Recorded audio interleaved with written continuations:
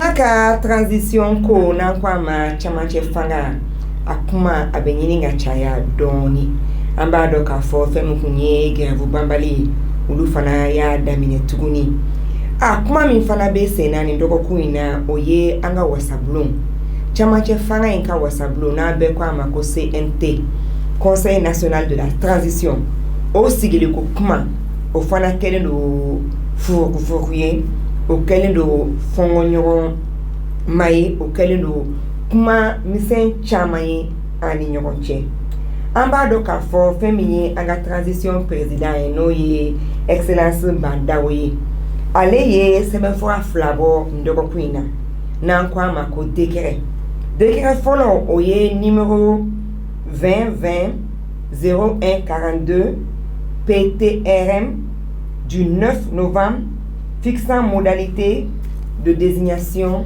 des membres du Conseil national de la transition. Donc, le décret follow numéro Mouga Fou Kelen Fila et Nani Anifla. Allez koni sebena kalot le kononto. Allez ye baranye bla kuma de fo. Mimbeta ni CNT. Moro munukan kadwala. Ulubedo ala ni daluya jumonyi. Décret flana no yeseben fora flana mi no bora au 9 novembre kelena. Anga président de la transition fait no excellence bandawe au numéro 2020 0143 PTRM du 9 novembre fixant la clé de répartition du CNT. Ni seben fora flana ale nana following dafa. Follow ko CNT karsani karsa de beseka do ala. Akake faso de nyumani, akake ladriye, akake ni. Ni seben forain, alina na fosisa, joyoro mimbedi jekulu ni jekulu mima. Mugani fla, okadi anga tenintuguma, force de défense et de sécurité. Shegi, okadi M5 RFP moroma. Tan anikele, okadi parti politikuma. On ere musolakao, konta ye nani. Nga deke forain ba fo, ko jekulu, nukanga muso blakana nukanga ukamugo blakana ma sugantileu uku jilaja muso kakala ali na mafo uku jilaja ukalwa 050 mimba fo mukeme sakala muso kake bisabai okol mafo nga fo ko listi candidature jekulu nibika maka sugantileu nta iki jilaja abeka na ke chei abeka na ke muso yi. Donc ni seven fois flying o de bora ni ndoko ku inkono na kuma chaira foka damatene basa ba don jekulu chama yu kambo kerangere ala politique safe M5 RP moko kulute ala parti politique chama bora ulu fana ko kulute ala ko ka kawulu kulu koni sente ni fosla ko parce que ni ko la bene kama keni bonyaye ama keni karamaye oh ka kuma sisa ni CNT ko inka adu ba do ka fo muso joyo ka bu ko sebe jamana jola jamana kuma manga fo tuka shila ko ombeto ke fedena ko entanda do ala chie chama be ba fo chi anda te politique ko la politique ko koni kalamanchiani na barade ngo ka do ka fo politique ko o jamana jo kuma ni jamana te se ka jo jiena fo jamana de chema ana musoma ambe kan chesiri anga wuli anga nyini anga dado ala anga dado abarala anga bulu flana se flado abarala oda to bi oka jemuka mandi no ye muso yae aye muso ani politiki kene kerangera nesi kaseka kuma ni Conseil national de la transition. Muso ni politiki musoya ka politiki jamkai mu laben ka lase awma kalo sibiri flana alo liberté fiensraw kan bi kononton ani wolonvla tomi wolonvla fien suru abla ben abala muso na de muso fe kumbaba muso ni politiki be kuma politiki sraw kan kerengela muso ka ake a n'u ka sego ni dɔnko politiki siraw kan. Muso ni politiki a kana to nin ka fɔ aw kɔ abada. Kalo sibiri filana Radio Liberté fiɲɛ siraw kan. Musoya an ka musow faamuya sa. Radio Liberté lamɛnbaa ni musoya jɛmukan kanubaaw an b'aw fo k'aw segin k'aw fo k'a fɔ k'aw bisimila aw ka jɛmukan man di kɛnɛ kan aw ni jɔ ala ka maa ka jɔ sabati ka wodi ka banban kudayi o ye karamɔgɔ daɲɔ ka foli ye an bɛ tasibila kɛ ale ma ni waati in na bi ka kuma muso ani politiki kɛrɛnkɛrɛnnenya la CNT Conseil National de la Transition wasabulon min na kan ka sigi nin camancɛ fanga in kɔnɔ an ye wele bila maa fila ma kelen kɔni ale ma studio kɔnɔna sɔgɔ nin waati in na nka fɛn min ne yɛrɛ balimamuso ye n'ale cɛsirilen don kosɛbɛ n'ale yɛrɛ fana ye politiki muso ye parce que honorable don an ka wasabulon sigi min laban kɛra ale kun ye i kan fili jɔyɔrɔ nɔfɛ commune 1 na o kuma bi ni ala sɔnna ma an bɛna kɔrɔtɔnja an bɛna ale bisimila kɛnɛ kɔnɔna na ale bɛ yan ka ban an ka maa welele filanan o ye Mahamadu Juwara ye ale kɔni fana tɛ lako fɔ mɔgɔ ye Mali kɔnɔ fɛn min ye sociologue ye ka jamana denw sigicogo an ka togodaw sigicogo an ka duw sigicogo ka olu ɲɛfɔ an ye ka ɲɛ ka olu kuntilennaw ani ko minnu kɛra lawalew la o ye sociologue ka baara ye nka an b'a dɔn k'a fɔ a ye cabinet fana dayɛlɛ n'o ye Gaya ye min bɛ hakilijakabɔ ni sɛgɛsɛgɛli caman kɛ nka kɔsa in na fana an y'a ye k'a fɔ u ye comité d'experts min sigi n'o ye an dɛmɛ an ka camancɛ faga gafew bɔli la n'o ye charte de la transition ye ani feuille de route a kun bɛ o comité des experts la Mahamadu Juwara ale kɔni ma kɛnɛ sɔrɔ fɔlɔ nka an miiri b'a la k'a fɔ a bɛ sira la a bɛ nale ne b'a fɔ ɲɛna ko jɛmukan ye musoya adamadenya jɛmukan de don musow dɔrɔn ta tɛ wa cɛw dɔrɔn fana ta tɛ a tɛ se ka diya fana ni cɛw ma wuli ka musow dɛmɛ o de y'a to n ka foli belebeleba b'o di an ka kamalen ni sagaw ma a b'a dɔn k'a fɔ jɛmukan in bɛ lase n'an balimakɛ caman de ka dɛmɛ n bɛ Abu Magara ka fo kosɛbɛ kosɛbɛ ale bɛ k'an ka bɔlɔlɔw matarafa nin waati in na an bɛ directement na Facebook kan an ka Facebook page o ye MUSOYA MUSOYA mɔgɔ mɔgɔ bɛ ka jɛmukan in lamɛn k'a lajɛ Mali kɔnɔ ani Mali kɔ kan an b'a ɲini aw fɛ aw ka partager kosɛbɛ kosɛbɛ barisa fɛn min ye transition ye an t'a fɛ musolakaw ka to kɔ diɲɛ na anw ko ka jɔyɔrɔ fa jamana kɔnɔ ko ka jɔyɔrɔ kelen di anw ma ko ka loi 052 ka labato o tɛ se ka labato diɲɛ na k'anw to kɛrɛfɛ den na ko n dɛmɛ ka wara minɛ o ka sɔrɔ a kunkolo b'i yɛrɛ bolo musolakaw an kana siran politiki ɲɛ an ka an ɲɛsi politiki ma politiki kɛ ko jugu o de bɛ se k'a gɛlɛya sinon politiki ye jamana jɔko kuma de donc o tɛ se ka kɛ cogoya si la fo musow k'u bolo fila don a kɔrɔ o kuma an b'a ɲini aw fɛ minnu bɛ ka jɛmukan in lajɛ minnu bɛ k'a lamɛn 97.7 Radio Liberté aw ka partager a ka bɛɛ labɔ a kalama walasa musow ka participer kosɛbɛ kosɛbɛ bi babu in na an bɛ ka kuma Conseil National de la Transition kan ka kɛ Abu Magara ka kɛrɛfɛ o ye ne yɛrɛ fa tɔgɔma ye n'o ye Mamadou Berté a b'a dɔn k'a fɔ sɛbɛn minnu ni kunnafoni minnu bɛ bɔ anw fan fɛ ka se an ka auditeurs n'an ka auditrices bɛɛ fan fɛ o ye ne fa tɔgɔma ka baara ye Mamadou Berté k'anw yɛrɛ bɛrɛ bɛ studio kɔnɔ ka studio maa sigi k'an bɛɛ ka émission in makɔnɔ ale de kelen cɛsirilen don o bɛɛ la an b'a fo k'a waleɲuman dɔn k'a Berté Manimɔ ye an ka LTV jamananinw sanfɛ aw b'a dɔn k'a fɔ k'a daminɛ Kari n'o ye sini ye fo Araba sɔgɔma ani sufɛ aw bɛ se k'an ta aw ka jamananinw kan Liberté Télévision Mali Vision bouquet sanfɛ mɔgɔ mɔgɔ bɛ k'an lajɛ Liberté Télévision na mɔgɔ mɔgɔ bɛ an filɛ ka kɔrɔ an ka foli bɛ aw bɛɛ lajɛlen halisa Ala ka kanu to an ni ɲɔgɔn cɛ aw kana ɲinɛ fana kɔ hakilinaw bila ka na dɛ n'aw b'a dɔn k'a fɔ aw b'a fɛ aw ka jɛmukan man di ka kumababu dɔw kan ou bien hakilina dɔ bɛ aw la min b'a to jɛmukan in bɛ se ka taa ɲɛ halisa an b'a ɲini aw fɛ aw ka batakiw ci an ma a k'an wele a ko hakilina ninnu a k'o fɔ an ye LTV jabarani la bi mɔgɔ min bɛ nɛgɛ kɛrɛfɛ jogo la o ye Mɔrlayi Ture an b'an ka sɔrɔkakɛ fo kosɛbɛ kosɛbɛ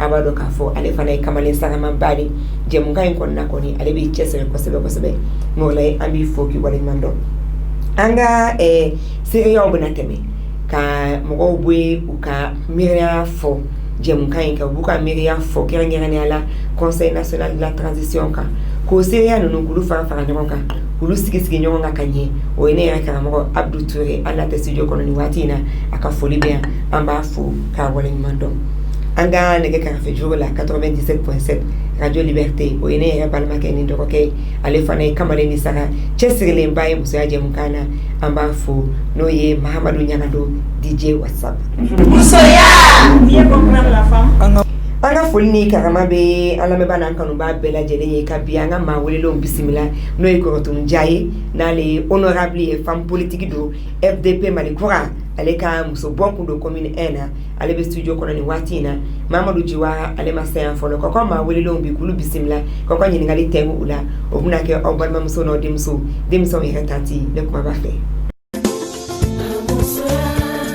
muso ni politique musoya ka politique jamkan ye mun bɛ labɛn ka lase aw ma kalo sibiri filanan Radio Liberté fiɲɛ siraw kan 97.7 tɔmi 7 fiɲɛ suru a bɛ labɛn a balimamuso n'aw denmuso fɛ kunbaba muso ni politique bɛ kuma politique siraw kan kɛrɛnkɛrɛnya la musow ka hakɛ an'u ka sego ni dɔnko politique siraw kan muso ni politique a kana to nin ka fɔ aw kɔ abada kalo sibiri filanan Radio Liberté fiɲɛ siraw kan musoya an ka musow faamuya sa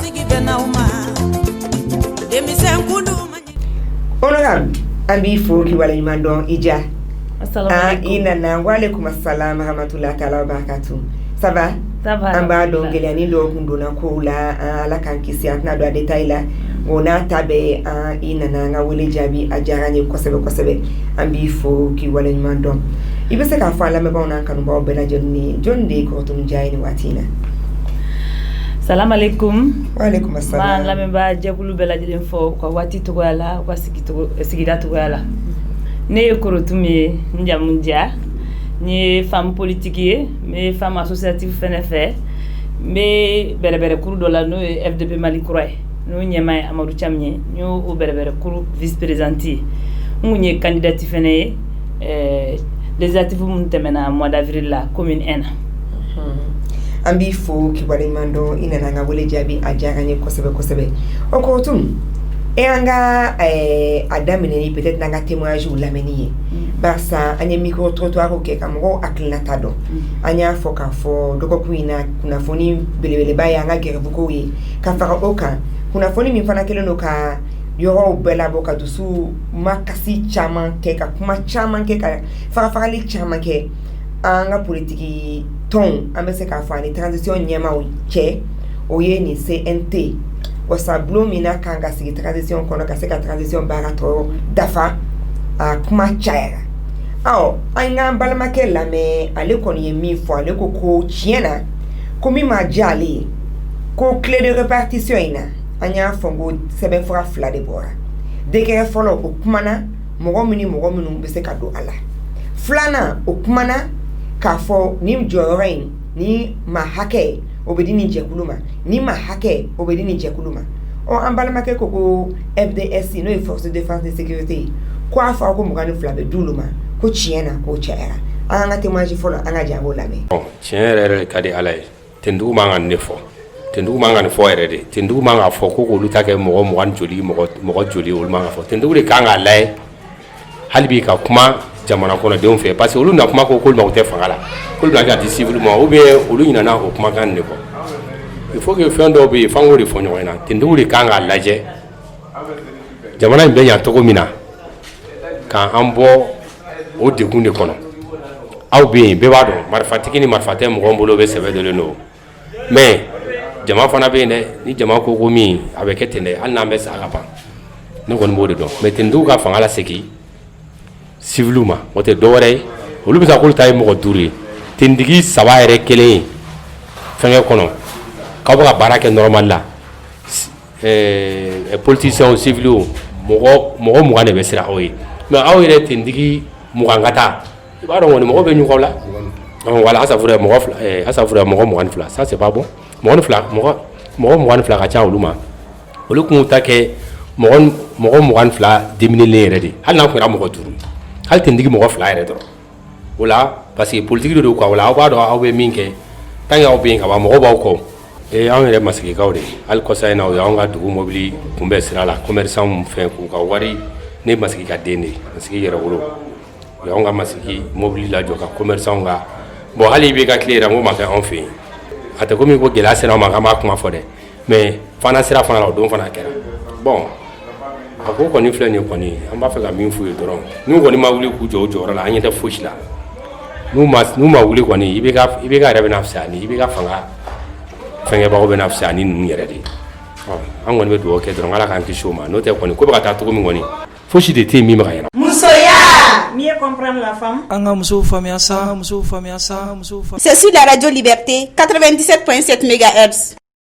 An bɛ an lamɛnbaga n'an kanuba bɛɛ lajɛlen fo ni mun y'an balimakɛ hakilinata ye conseil national de la transition wasabulon min na kan ka sigi camancɛ fanga in na ka se ka na baara dafa barisa a b'a dɔn président sigila gouvernement sigila mɔgɔ min fana kan ka gouvernement dɛmɛ a ka baara la kɛrɛnkɛrɛnnenya la k'a kɔlɔsi ka jamanadenw ka intérêt n'a bɛ fɔ ko avocat défenseur o y'an ka wasabulon mɔgɔw ye k'an m'an bɛ camancɛ fanga de la k'a fɔ ko république tɛ yen nin waati in na o cɛmancɛ fanga kɔsɔ a bɛ fɔ ko transition conseil national de la transition nka a bɛ comme député bulon nka a tɛ se ka fɔ député bulon yɛrɛ don barisa kalata tɛna kɛ ka maaw sigi donc nin y'an balimakɛ ka hakilina ye vraiment juwara ma kɛnɛ sɔrɔ barisa ne tun b'a fɛ k'a dɔn est ce que ni FDS mɔgɔw ni sɔrɔlasiw ko ka mɔgɔ 22 place di olu ma est ce que a bɛɛ de bɛna kɛ tenintigi ye barisa an b'a dɔn civil caman ni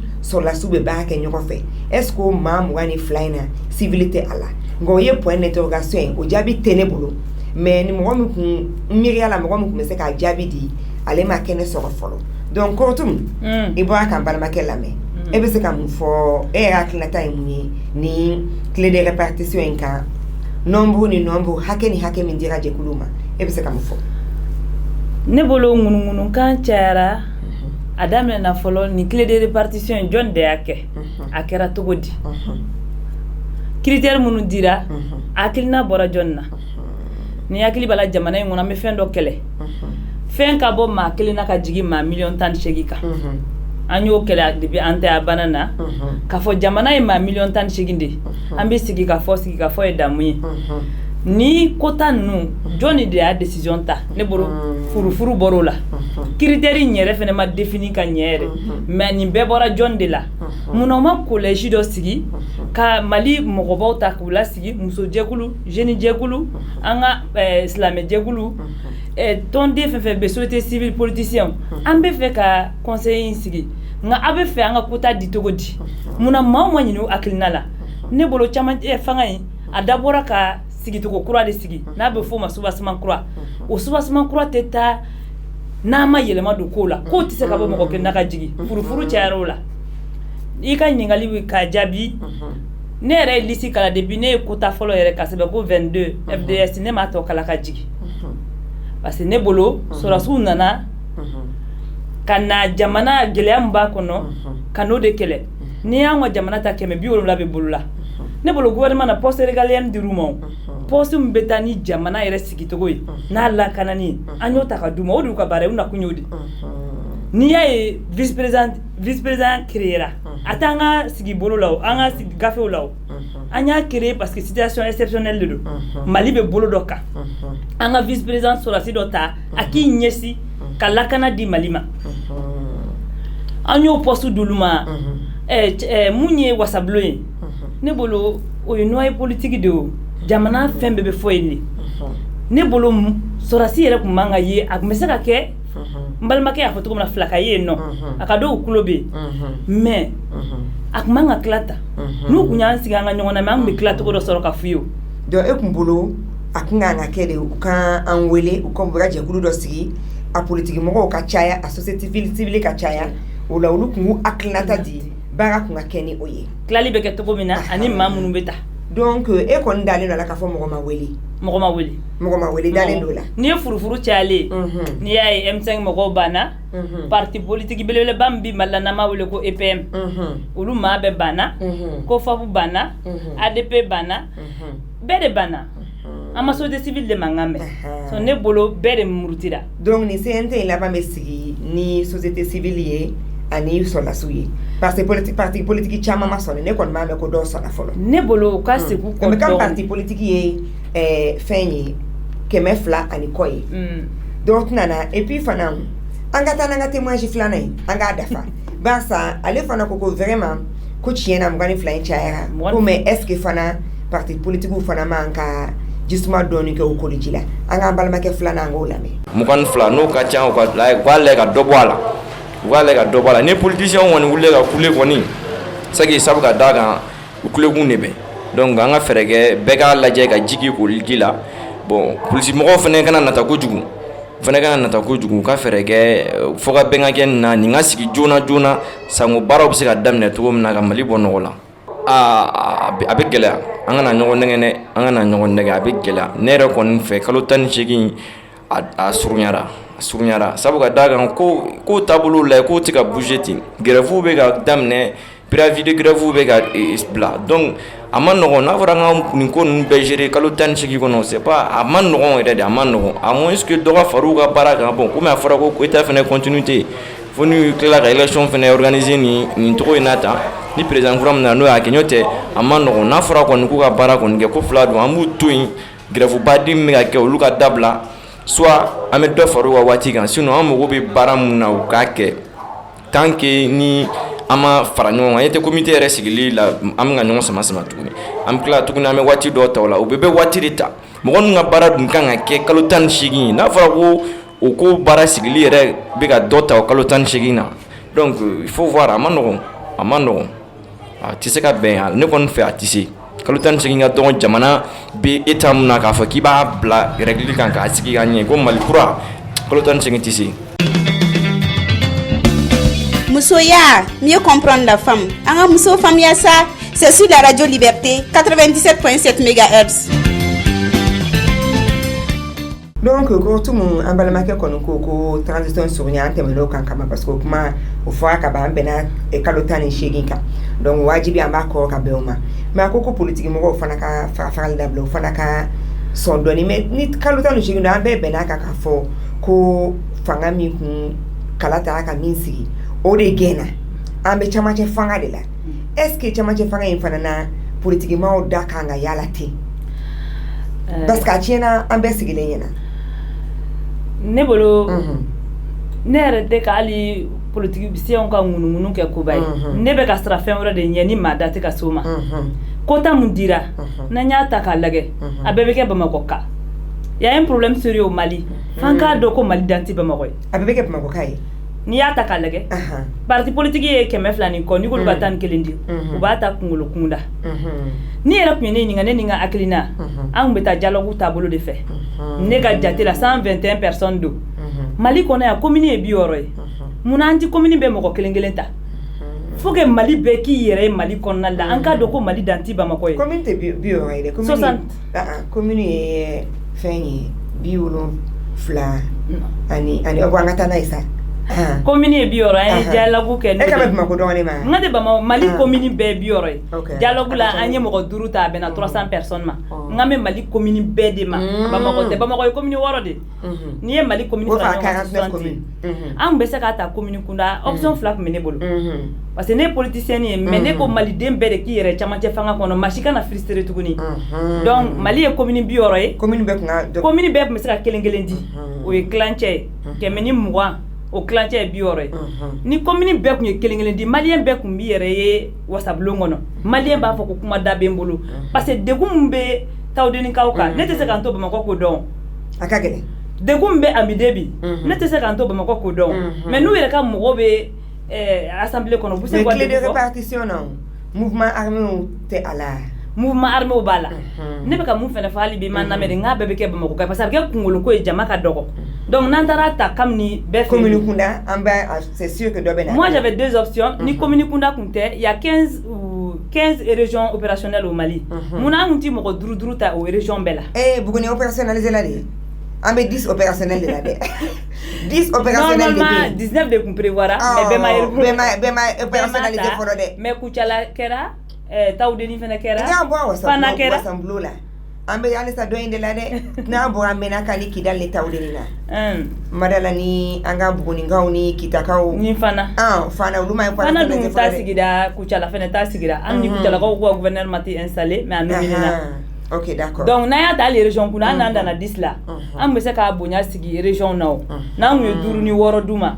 jeunesse ka représenter muso ka représenter chokoroba ka représenter mais bon politique kunda mais que malien yere de en fait malien be ka débat ta politique là ne yere politicien ne de ne wanga débat bo anga politicien to anga yere ya kono malien be ka kancha ma fanga la an wa mina jalon clois de poser malien kura ka ye kili kura ka ye o be keni malien dembe de mais ma fongo sola souye basaye de mo fo du to ma be foko basabe de koko perene de fait est-ce que ebe doni don bara mi kumeka ke dugu jugoro ebe doni don panga woloki mi kumeka ke dugu jugoro est-ce que bibi na be ka jekulu fon fo lu e bene lo wa parce que je crois que le comité du conseil national de la transition est sigilé galère faut ka do ka galère dogo la kene ka mo dama mi tara da Congo ka CV au bla minu yerete ala don Mali est quartier avec ta sara me fait yoro du men coran yoro men clébier ou te adon ou le beko ko sen do ala est-ce que bara ere de fana ma gelea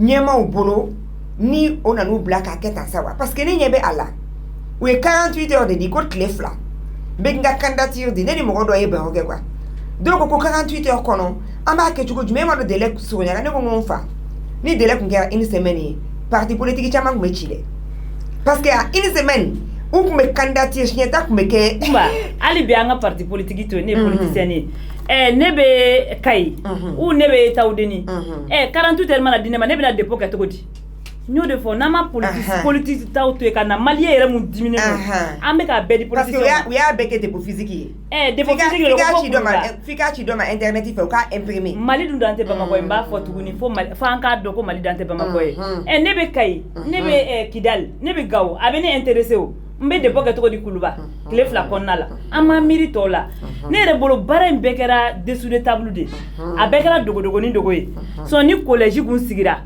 ka maula sigi anga nyogol lame ni jama bene bora ama ke seda wo maso antama parce que an sigira o ubore fali du kono ni che muso chama furnauti be che ba sago de ke o ngana o bena jama kulu bene de be bifo parti politique de benente o de anseni dingen kono mais mali dante parti politique ye société civile ou parti politique donte de anye fin chamanye ni ala je malien vivant à l'extérieur o fara lelo on nga musokulu o te se ka nyefo imana ata jekulu ne yete société civile on na date so ma foskube oskube organisation de la société civile be forum be animi no fana ko kulu teni shila donc mali bembalia anga jekulu bembalia ana fo nyon ko de chaira faut ka damateme donc je crois que yeni yoro fana na ambeka sigi ka mairie na fana kumbena on ira commencer ka proposition ke kata fo aya makono de akana sigi de voici notre proposition concrète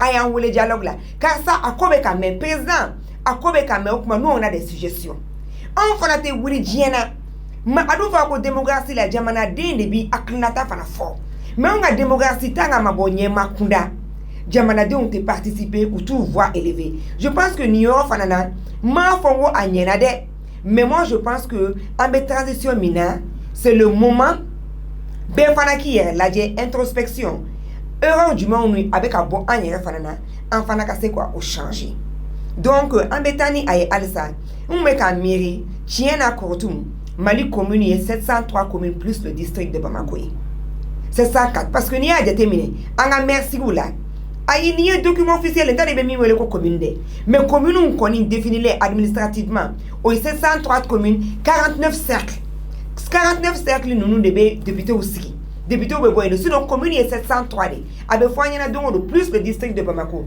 c'est de quel nga fo a o ka dongo bio o ka dongo ko jugu Mali 1,240,000 km² là okuma ambetana e alsa barsa mate den kodo kan den don ka kodo yerama ko tum politicien o société civile o angata musokunda ko ka nani de oma clé de répartition anani on fana gongo do ga ya ko jugu bien que de kere do no ya sebe ko jekulu ni bika candidat bo ni bika chebo ni ka muso bo oke ika muso oke ala nga o makota dide donc anya balma muso fana nyini nga no ye bajalo boye ale mi so ka fo muso fana ka sous représentation muso ka dogo yali CNT inkono angaje angolame ne tokoye bajalo bori transition ko ina ne mi famu transition ko damnene ina fo muso ka kota 30% des femmes décision ta yɔrɔ la o ko ma lawaleya ka ɲɛ parce que muso tata fanga dɔgɔyara gouvernement kɔnɔna na donc loi 052 a ma appliqué loi 052 ma appliqué donc loi dun ye fɛn ye n'a taara a kan ka appliqué a mana kɛ situation bɛnkan de don a kan ka lawaleya a côté fɛ depuis transition ko daminɛna o yɔrɔ ma bɛn nka komi jamana ko bɛ situation min na o avancera o kan min ye assemblée kɔnɔna ko ye député ko ye sur les 121 députés ko ka 22 ka kɛ sɔrɔdasiw ye ko o ko ka gɛlɛn dɔɔni dɛ sɔrɔdasiw bɛ ka fanga ɲini kojugu tiɲɛ na o ye coup d'état kɛ ko kɛra ayiwa a bɛ ka avancer sa mais coup d'état kɔfɛ ko fosi tɛ ka bouger kosɛbɛ tuguni dɛ ko fosi tɛ ka bouger kosɛbɛ tuguni transition mɔgɔw ko kalo 12 ma dɔn kalo 13 dɔ dun kɛra a la a tɔ man ca tuguni nka a bɛ komi i n'a fɔ ko tɔ bala ka juguya ka taa fɛ grève tala ka ban fosi tala ka fɛngɛ sɔrɔdasiw yɛrɛ bɛ fanga ɲini na an tɛ jateminɛ kɛ assemblée kɔnɔna an ka o to politique mɔgɔw bolo u ka na jamana jɔyɔrɔ fa sɔrɔdasiw ka kɛ awɔ u bɛ na u bɛ représenter parce que fanga b'olu bolo an bɛ don min na i ko bi o bi bɛn nka min ye maa 22 ye ne hakili la u ka ca dɔɔni dɛ u ka lajɛ u ka dɔ bɔ a la. Musoya! Mieux comprendre la femme. C'est sur la radio Liberté 97.7 MHz. Mala me bana kanu ba bela jele fo ka kila jinke ka fo abe radio Liberté 97.7 muso ya jemu ka muso ani politique bi ambe kuma na Conseil national de la transition des canaux et CNT mini ya jamana nyema no ye président Bandawe na le seben fo aflabo ka se ka kuma CNT abena sigi chuko jume ani maminu be se ka do ala uye d'accord ba ke ka a fɔ karisa ni jɛkulu bɛ se ka ni hakɛ di ni jɛkulu bɛ se ka ni hakɛ di an bɔra k'an balimamuso Bajalo Bɔrɛ de lamɛn barisa musow ka jɛkulu a fɔra ko ka naani kulu bɛ se ka naani dɔrɔn de di nka a kun fɔra fana ko jɛkulu n'u b'u ka maa sugantilenw tɔgɔ bila ka na u ka musow kɛ a la donc ni ye Bajalo Bɔrɛ ka hakilina ye nka an bɛ aw hakili lajigin k'a fɔ aw bɛ k'an lajɛ fana Facebook sanfɛ an bɛ direct la nin waati in na Facebook page o ye MUSOYA mɔgɔ bɛ k'an lajɛ Facebook kan Mali kɔnɔ Mali kɔ kan an b'a ɲini aw ka jɛmukan in aimer ka tila k'a partager an b'aw fo la k'aw waleɲuman dɔn k'a hakili lajigin kɛ k'a fɔ bataki siraw an y'olu fana dayɛlɛ nin waati in na an ka bataki sira fɔlɔ o ye 70 30 60 30 70 30 60 30 an ka bataki sira filanan o ye 60 82 29 29 60 82 29 29 an ka bataki sira sabanan o ye 50 39 96 96 50 39 96 96 an b'a ɲini aw bɛɛ lajɛlen fɛ ko ka réaction bila ka na an ka maa welelen filanan n'o ye Mahamadu Jiwara ye ale kɔni ma se studio kɔnɔ yan nɔ nka an n'an balimamuso bɛ ɲɔgɔn fɛ donc muso ni politique kɔni kɛnɛ a wasalen don bi kosɛbɛ parce que an n'an ka honorable de bɛ ɲɔgɔn fɛ n'o ye an balimamuso Kɔrɔtumu Ja commune 1 FDP Malikura honorable an bɔra k'an balimamuso lamɛn n'an dɔgɔnin n'o ye Bajalo Bɔrɛ min sɔrɔ ka fɔ e b'a fɛ ka dɔ fara o kan wa et puis n bɛ ɲininka fana bɛɛ ko transition ye a tɛ ka taa sago la donc an bɛna mun de kɛ parce que an tɛna se k'an si kɛ an bɛ président dɔ gɛn an bɛ tila ka nimisow nɔfɛ an bɛ président dɔ gɛn an bɛ tila ka nimisow nɔfɛ peut-être nin waati in na n ka tasi bila a tɛ an ma ala ka baarabara dali nɔgɔya a ye an tanti an'an kɔrɔmuso Lɔbɔ a n'a den an'aw ka denbaya bɛɛ lajɛlen an b'a fɔ ala k'u sɔn limaniya la an bɛ Jerry Rawlings fana gana parce que farafinna cɛ farin kun don cɛ duman kun don an b'a fɔ ala ka baarabara dali nɔgɔya Jerry Rawlings fana ani Ghanaianw bɛɛ lajɛlen k'an miiri b'u la an bɛ dugawu kɛ an ka forêt fila ninnu bɛɛ lajɛlen Kɔrɔtumu muso ka représentation ko bɛ cogo jumɛn musow ta n'i y'a lajɛ n y'o de fɔ yan nɔ Mali kura tigɛ maliyɛn kura de bɛ kɛ o taabolo la n'i ye quota di muso ma ka tila k'a fɔ ni tali wɛrɛ bɛ kɛ muso ka kalan n'i m'a jagoya a tɛ taa an y'a ye hali a jagoyalen bɛ kɛ mun na a tɛ dafa parce que hali gouvernement n'a jagoyalen b'u kan u t'a dafa parce que loi de don sariya kisɛ de taara donc n'i m'a jagoya a tɛ lawaleya n balimamuso y'a fɔ cogo min na ni lisi yɛrɛ daminɛ depuis bɛ 22 ye fɔlɔ a b'i tɔ jigi misɛnya k'a tɔ kala ka jigi ne bolo lakanabaaw ka quota cayara u ka quota cayara n'an y'a jateminɛ mais yɛrɛ bolo u bɛna bɛɛ kɛ sɔrɔdasi de ye wa u bɛna civil damadɔni don a la nous ya sebe ko FDS sɔrɔsiw de don civil tɛ o ye civil taw duma parce que u ye bɛɛ bɔ ɲɔgɔn na hali u ye fɛtiɛriw bɛ taa di donc civil bɛ se ka kɛ ne ɲɛ b'a la ni civil caman b'a kɛ ɲɔgɔn fɛ ne bolo o kumana a dolu dɔw don a la sa non u ye fɛtiɛri bɛ taa di n'i ye Mali ta lajɛ ka taa silamɛw la ka taa an ka tɔnkulu la u ye bɛɛ ta de di hali maliyɛn de la diaspora u ye bɛɛ ta de di donc sɔrɔsi bɛ kɛ 22 ye tɔw bɛna complexe dɔɔni u bɛ giriya n'a fɔra ko wasabulon n'u ye tenue dɔ ka na n'u ye tenue dɔ ka na bɛɛ ka se ka kɛ dɛ marifa b'u kɛrɛ la maa si tɛ se ka kuma bilen wasabulon dun ye bɛɛ kuma fɔ da de dekun bɛ maliyɛnw kan an kana fɔ an kana siran an kana fɔ a ka debati ni sariya min bɛ ta an k'a lajɛ n'a bɛ Mali ka taabolo de kan sɔrɔsiw bɛ fanga la wasabulon fara sɔrɔsiw la an tɔw bɛ kɛ den kɛrɛfɛ dɛ a cayara kojugu balimamuso ye mun fɔ a cayara de ne bolo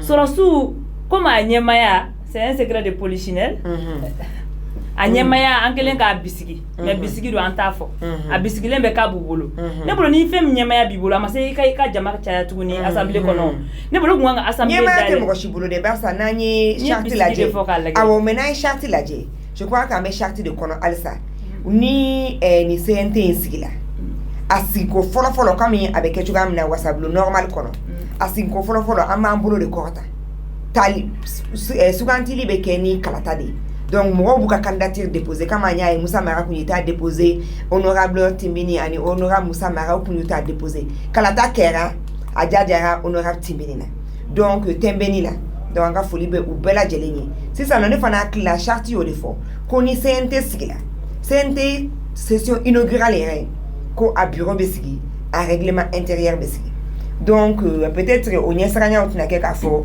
ni sɔrɔdasiw cayara n'a sɔrɔ u b'a fɛ k'a ɲɛmaya ta donc bolokɔrɔta b'a ka caya o de ye bisigi fɔ n ye bisigi fɔ ka d'a kan bisigi kɔrɔ n sɔmina de mais nin tɔ an na bisigili don k'an sɔmina k'an jɔgɔlen don ni maaw y'u ban ka taa a tɔ tɛna kɛ an kɔ ne bolo ban ka fisa ni janfa ye kana da ko dɔ la n'i y'a dɔn i tɛ se ka nɔ bɔ a la n'i ye maaw sirannen ŋunuŋunukan cayara u b'a dɔn kumakan tɛna lamɛn a dun bɛna fɔ k'olu de taara mɔgɔw tɔgɔ la dɛ an muso naaniw de taara an musow cɛ la dɛ an muso dun jamana in kɔnɔ an ka ca ni 9,000,000 an bɛ 1,000,000 tan na n'a fɔra ka muso naani ta o cɛ ka taa musow représenter ka taa e ma se ka kɛlɛ foyi kɛ réforme min bɛna kɛ musow ka se ka bɔ nɔgɔ la dɔɔni muso minnu bi an ka togodaw la i bɛ minorité la donc vote de bɛ kɛ sɔrɔsiw mana kɛ 22 ye olu mana maa dɔw sɔrɔ ka far'u kan a ɲɛmaya bi taa o la n y'a fɔ n ko n y'a bisigi o kɔrɔ n b'a bila Guillaume kɔnɔ a bisigilen don k'a ɲɛmaya b'u bolo 22 ye maa caman lasiran o de la parce que an bɛ tenitigiw cɛ la olu y'an ka lakanabaaw de an bɛ siran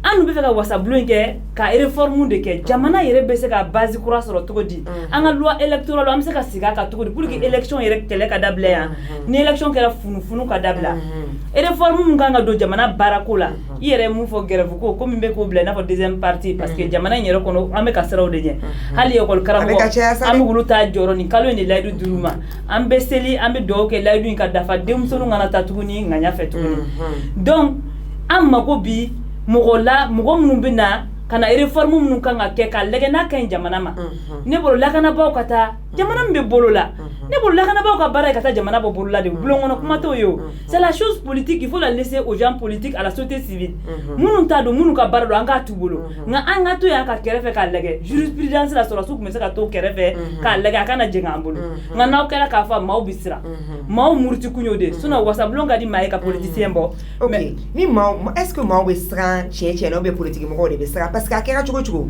sɔrɔdasiw fana nalen fanga na ne yɛrɛ participer la e participer la an fila bɛ ye concertation nationale kɛ ka TDR validation ye ka charte élaboration an participer a baara bɛɛ la jama diviselen don dɛ parce que maa caman fana bɛ sɔrɔdasiw fɛ n'i ye sɔrɔdasiw fana nana maa ma wuli mugu ma ci epanga porti ma kɛ marche ma kɛ ka bɔ ka sɔrɔdasiw ta ka bɔ yen c'est que jama fanba fana sɔnna sɔrɔdasiw ka toli ma o don n bɛna n ye interview dɔ la mais n bɛna segin o kuma kan maliyɛnw girinna ko sɔrɔdasiw ka na ko parce que politiciens dɛsɛra nka n'i ma fili Bacili de y'a fɔ n'i ye Mali fanga lajɛ de 1960 kana bi la sɔrɔdasiw de ye Mali mara o olu y'a mara dɛ Musa Tarawele Mali ye sɔrɔdasi don ATT don donc u ye san 30 k'a la sɔrɔdasiw fana ma k'a solution ye dɛ o fana ma k'a solution an ka tiɲɛ an k'o tiɲɛ lajɛ maliyɛnw bi ko kura de fɛ maliyɛnw b'u jigi jigi waga ko jugu jigi dum be damina on la on bi changer o Thomas Angara ko ni nyema langulo yoro na malangulo nga nyema de do ni malien changer jamana bi changer machite na ça veut dire y a pas de prophétie crisité masida kabina benyara bo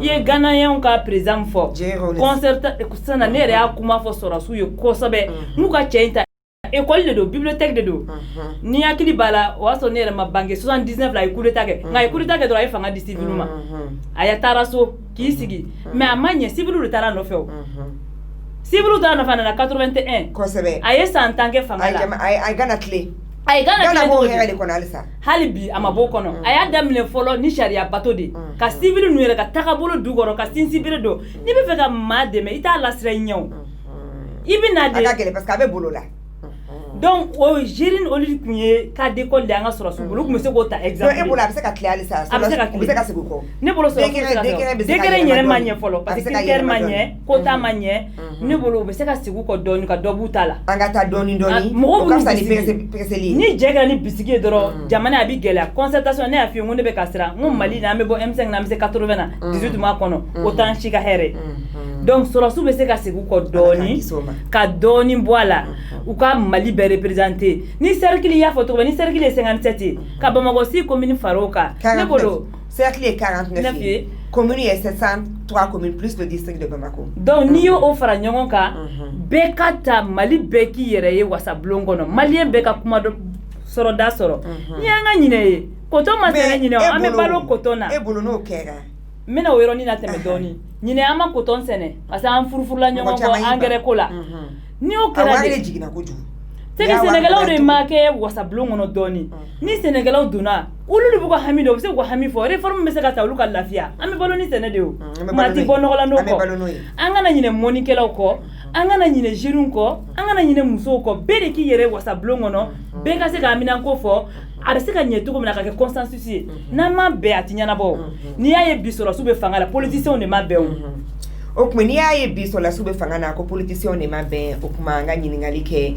amena mudi ke wal sanga se ka be politicien yem ke me fla ani bi ko ni ma fili ni ma ke me fla ntani kele ke me fla ntando anto aka chani ke me fly donc na fa ko akelengele ya bo mali parti politique kunda atebe parce que CNT mawe mamuga ani kele keme ani muga ani kele 121 mam benkera odeka parti politique yera yo o double déjà donc abenyana bo chuko jume anu be chama che fanga de la ma chama côté parti politique fait ko chama che fanga na parti politique ka ujoka election makono ore ya ambala make fana ka kuma ina mo jawara ba fanga beka ambeka je anga na mo ilameni watina ka kila jinge ka fo ambe bololo ka Facebook page oye MUSOYA ame Mariam Boité fo ka Daniel Traoré fo kosebe ka Bat Dumia fo Moussa Sall maba Fantim Diallo fo sika so anga foli biye kosebe ambe asa kopé camara anga designer ale koni chesegele lo kosebe on parler là amba fo ka wale nyimando ka flama jakite fo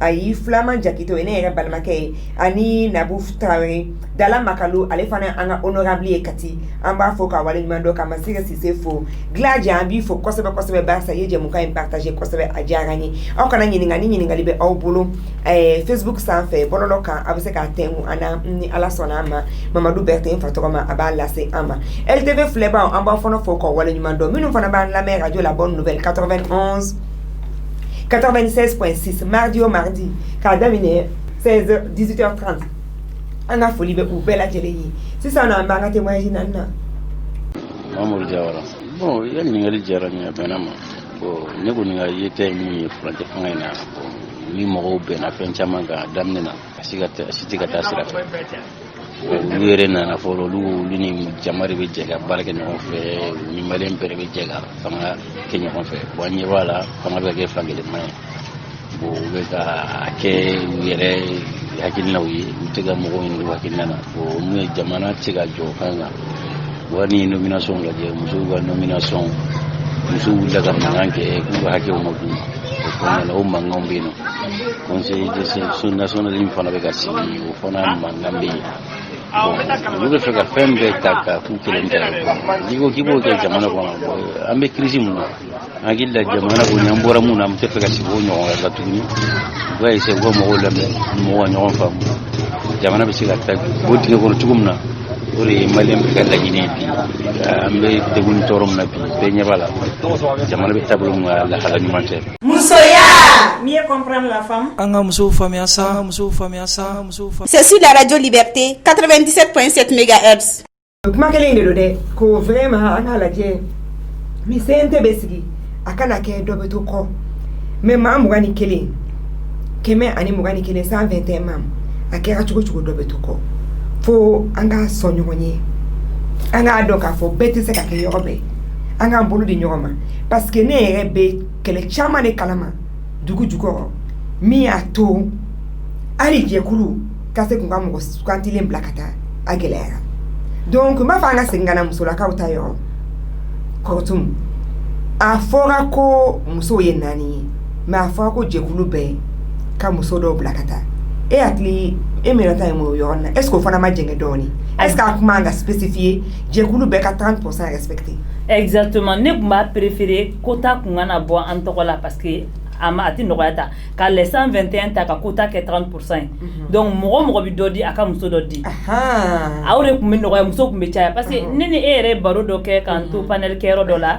n'o kun ye muso ka 40 sɔrɔ a la wa an kun bɛ 40 sɔrɔ ten togoya de la parce que n'i ye fɛn fɔ mɔgɔ n'i m'a jagoya k'a t'a lawaleya muso ka fêtière fɛnɛ a ka ca i tɛ se k'a fɔ ko 4 jɔn de bɛ 4 in di jɛkulu joli muso ka jɛkulu ye joli ye jamana in kan an ka kafo yɛrɛ diviser n'o ye bolofara 2 ye femme leaderw bɛ yen association jeunes bɛ yen association jeunes ka quota di o ma jeunes ka quota di o ma ne y'o problème f'i ye a mɛnna n'i ye jeunes ɲininka u b'a fɔ ko musow tɛ jeunes fɛ alors que musow bɛ jeunes fɛ dɛ o kuma jeunes musomanw tɛ dɛ ka caya kuma bɛ n'i ko jeunes u bɛ ɲinɛ an ka quota kɔ o la ne b'a fɔ k'anw ka génération kura an bɛ musow ka kɛlɛ kɛ an ka ye musow ka jɔyɔrɔ la an bɛ tila ka kɛlɛ kɛ an ka ye jeunes ka jɔyɔrɔ la parce que an ye jeunes de an bɛ san 30 kɔnɔna la an ma tɛmɛ jeunes la donc o 2 y'anw ka kɛlɛ o tɛ anw baw ka kɛlɛ minnu bɛ muso tɔkulu ɲɛmaya la olu t'o kɔnɔna la musow kan ka ye musow cɛla musow kan ka ye jeunes fana cɛla musow kan ka ye personnes vivant avec handicapé cɛla musow kan ka ye parti politique cɛla parce que muso ye jamanaden de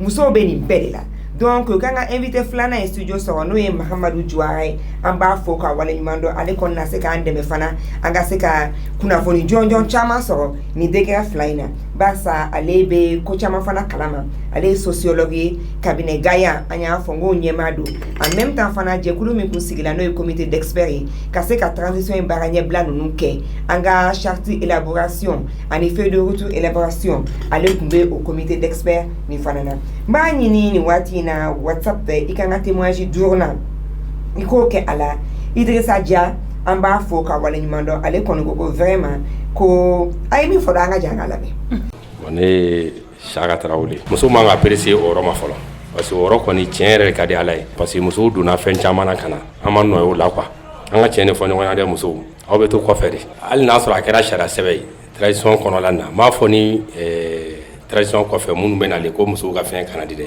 mais tradition kɔnɔla la muso man ka caya la mɔgɔw kun ye laɲini min sabati laɲini kun bɔra mais a bɛ komi sen dara laɲini kan sani ka bandaw sigi an b'a fɔ ko bandaw nalen de kɛra sababu ye ko k'a fɛn dɛ mais ka coup d'état kɛlen waati nin an kun y'a ye hali kɔrɔn fɛ an ka tenitigiw kun bɛ ka fanga ni fɛnw sɔrɔ mais k'a bɛ tradition sigi la ko jamana kɔnɔdenw yɛrɛ lafiyara maliyɛnw ma lafiya parce que an kun bolo ko bandaw sigilen an bɛɛ de bɛ lafiya mais tiɲɛ yɛrɛ bandaw sigilen a bɛ komi parce que Mali ka ko ye i bɛ ko la commande télé bon an yɛrɛ kɔni bolo dɔrɔn a bɛ komi téléphone fasadi de falenna tuguni tile 2 yɛrɛ foyi de tɛ min ma ka ɲɛnabɔ mɔgɔ si tɛ min bɛ se k'a fɔ ko u nana u ye nin kɛ k'u mana k'u man dɛ mais u sigi kuma k'a sɔrɔ bandaw mana tradition ko tile 2 kun kɛra ko alhamdulillah bon ni min yɛrɛ bɛ Mali ko na u k'a ɲɛ yɛrɛ fɔ mɔgɔw ye siɲɛ 1. Musoya, mieux comprendre la femme. Anga muso famiya sa, c'est sur la radio Liberté 97.7 MHz. An b'a lamɛnbaga n'an kanuba bɛɛ lajɛlen fo an balimakɛ sera studio kɔnɔna na n'o ye Mahamadu Juara ye mɔgɔ bɛ k'an lajɛ Facebook kan musoya page MUSOYA an ka foli b'aw bɛɛ lajɛlen aw ni cɛw ka jɛmukan ye emeni la partager la an b'aw fo kosɛbɛ LTV filɛbagaw an b'aw fana fo ka waleɲuman dɔn halisa Ala ka kanu to ani ɲɔgɔn cɛ mɔgɔ b'an lamɛn radio la bonne nouvelle 96.6 an ka foli bɛ aw fana ye bi aw ka baabu musoya jɛmukan bɛ ka muso ani politiki kɛnɛ de sigi an ka se ka kuma transition kan n'o ye wasa bulon min kan ka sigi camancɛ fanga la an ka invité filanan ma welelen ale bɛ studio kɔnɔ nin waati in na Mahamadu Jawara n b'i fo k'i waleɲuman dɔn ça va tout va bien i bɛ se k'a fɔ an lamɛnbaa n'an kanubaa bɛɛ lajɛlen ye jɔnni de ye Mahamadu Jawara ye an ko i ko i ye sociologue ye an ko n ko i bɛ cabinet dɔ fana kunna o ye cabinet Gaya ye mais sociologue yɛrɛ ye mun ye parce que n'an ko sociologue mɔgɔ caman t'a dɔn min ye sociologue ye. Merci beaucoup. An b'i fo k'i waleɲuman dɔn. N b'aw fo n bɛ an lamɛnbagaw bɛɛ fo ani filɛbagaw bɛɛ. Sociologue ye mɔgɔ min bɛ jateminɛ kɛ société sigicogo kan. Hadamadenw ni ɲɔgɔn cɛla dilanni. An bɛ ɲɔgɔn nasɔrɔ cogo di? Société ye jama ye. Ani jamakulu minnu farala ɲɔgɔn kan ka sigi kɛ ɲɔgɔn fɛ o sigi bɛ kɛ ni bɛnkanw de a bɛ kɛ ni sariyaw de a bɛ kɛ ni fɛɛrɛw de donc olu jateminɛli o faamuyali ani dilan cogo o de ye sociologue ka baara ye an ka professeur tun b'a fɔ an ɲɛna quand on parlait là ko le sociologue est le médecin de la société. Ni hadamaden banana taa dɔgɔtɔrɔ fɛ yen b'a jateminɛ mun de tiɲɛna. Donc e bɛ ka baara tan fila la parce que an ka société bananen don ni gɛlɛya tɛ fila ye an bɛ bana kɔnɔ a mɛnna sa dɛ. An bɛ nimakaran de la. Voilà donc ni société fɛnɛ banana ni fiɲɛ bɛ société la sociologue de kan ka jateminɛ kɛ bon ni gɛlɛya in a bɔra yɔrɔ jumɛn a sɔrɔla cogo di fɛn jumɛn de bɛ yen min bɔra place la n'a sababu kɛra gɛlɛya in sɔrɔli a bɛ se ka ladilan cogo di. Parce que, comme je le dis, bon, si je peux... Bien sûr, voilà. C'est-à-dire que quand on prend la société, c'est un ensemble d'individus et de groupes d'individus. Donc, il y a des identités individuelles et des identités collectives qui se mettent ensemble pour former une macro-identité collective. Nia tan misalia là. Qu'on appelle ça identité collective. Barabolo veut dire identité collective. C'est-à-dire que les corporations socio-professionnelles peuvent constituer une identité collective. Les classes d'âge peuvent constituer une identité collective. Les communautés ethniques peuvent constituer une identité collective. Identité individuelle, on flow. Voilà. Donc maintenant, faire la nuance pour que on se gagne moyen que nous fait, on a coupé nous rien qu'un million de. Voilà ce qu'on appelle les interactions sociales. Elles sont régies par des normes, elles sont régies par des principes. Est-ce qu'il y a comme la charte pour nous, on la constitution, donc on débat tout ce qui veut dire.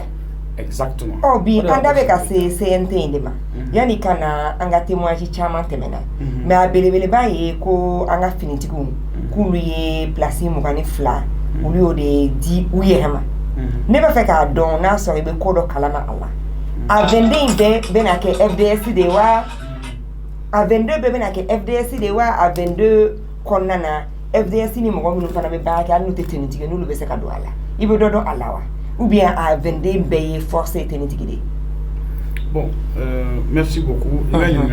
D'abord aka kam o ka fembla aminango parce que ambe wakati muna wakati de wole ko transition chamache fanga koni ko sebe o chamache fanga yi abi soro chogoti fanga normal de manière ni fanga normal no ye anga sharia sumba ko nana le fonctionnement de la république sur la base des institutions ni o nana tien chogola chogo minti se ka laglani sharia sumba ereka faire la benui no intérim jagoya am recours que transition la transition est conduite de balle bon atuna ngata ni sraka ni chakeda no ni fanga bonda ani mo qualité lu de jole be ni akeli nga anana se yorola jamana yere jorate ka se kata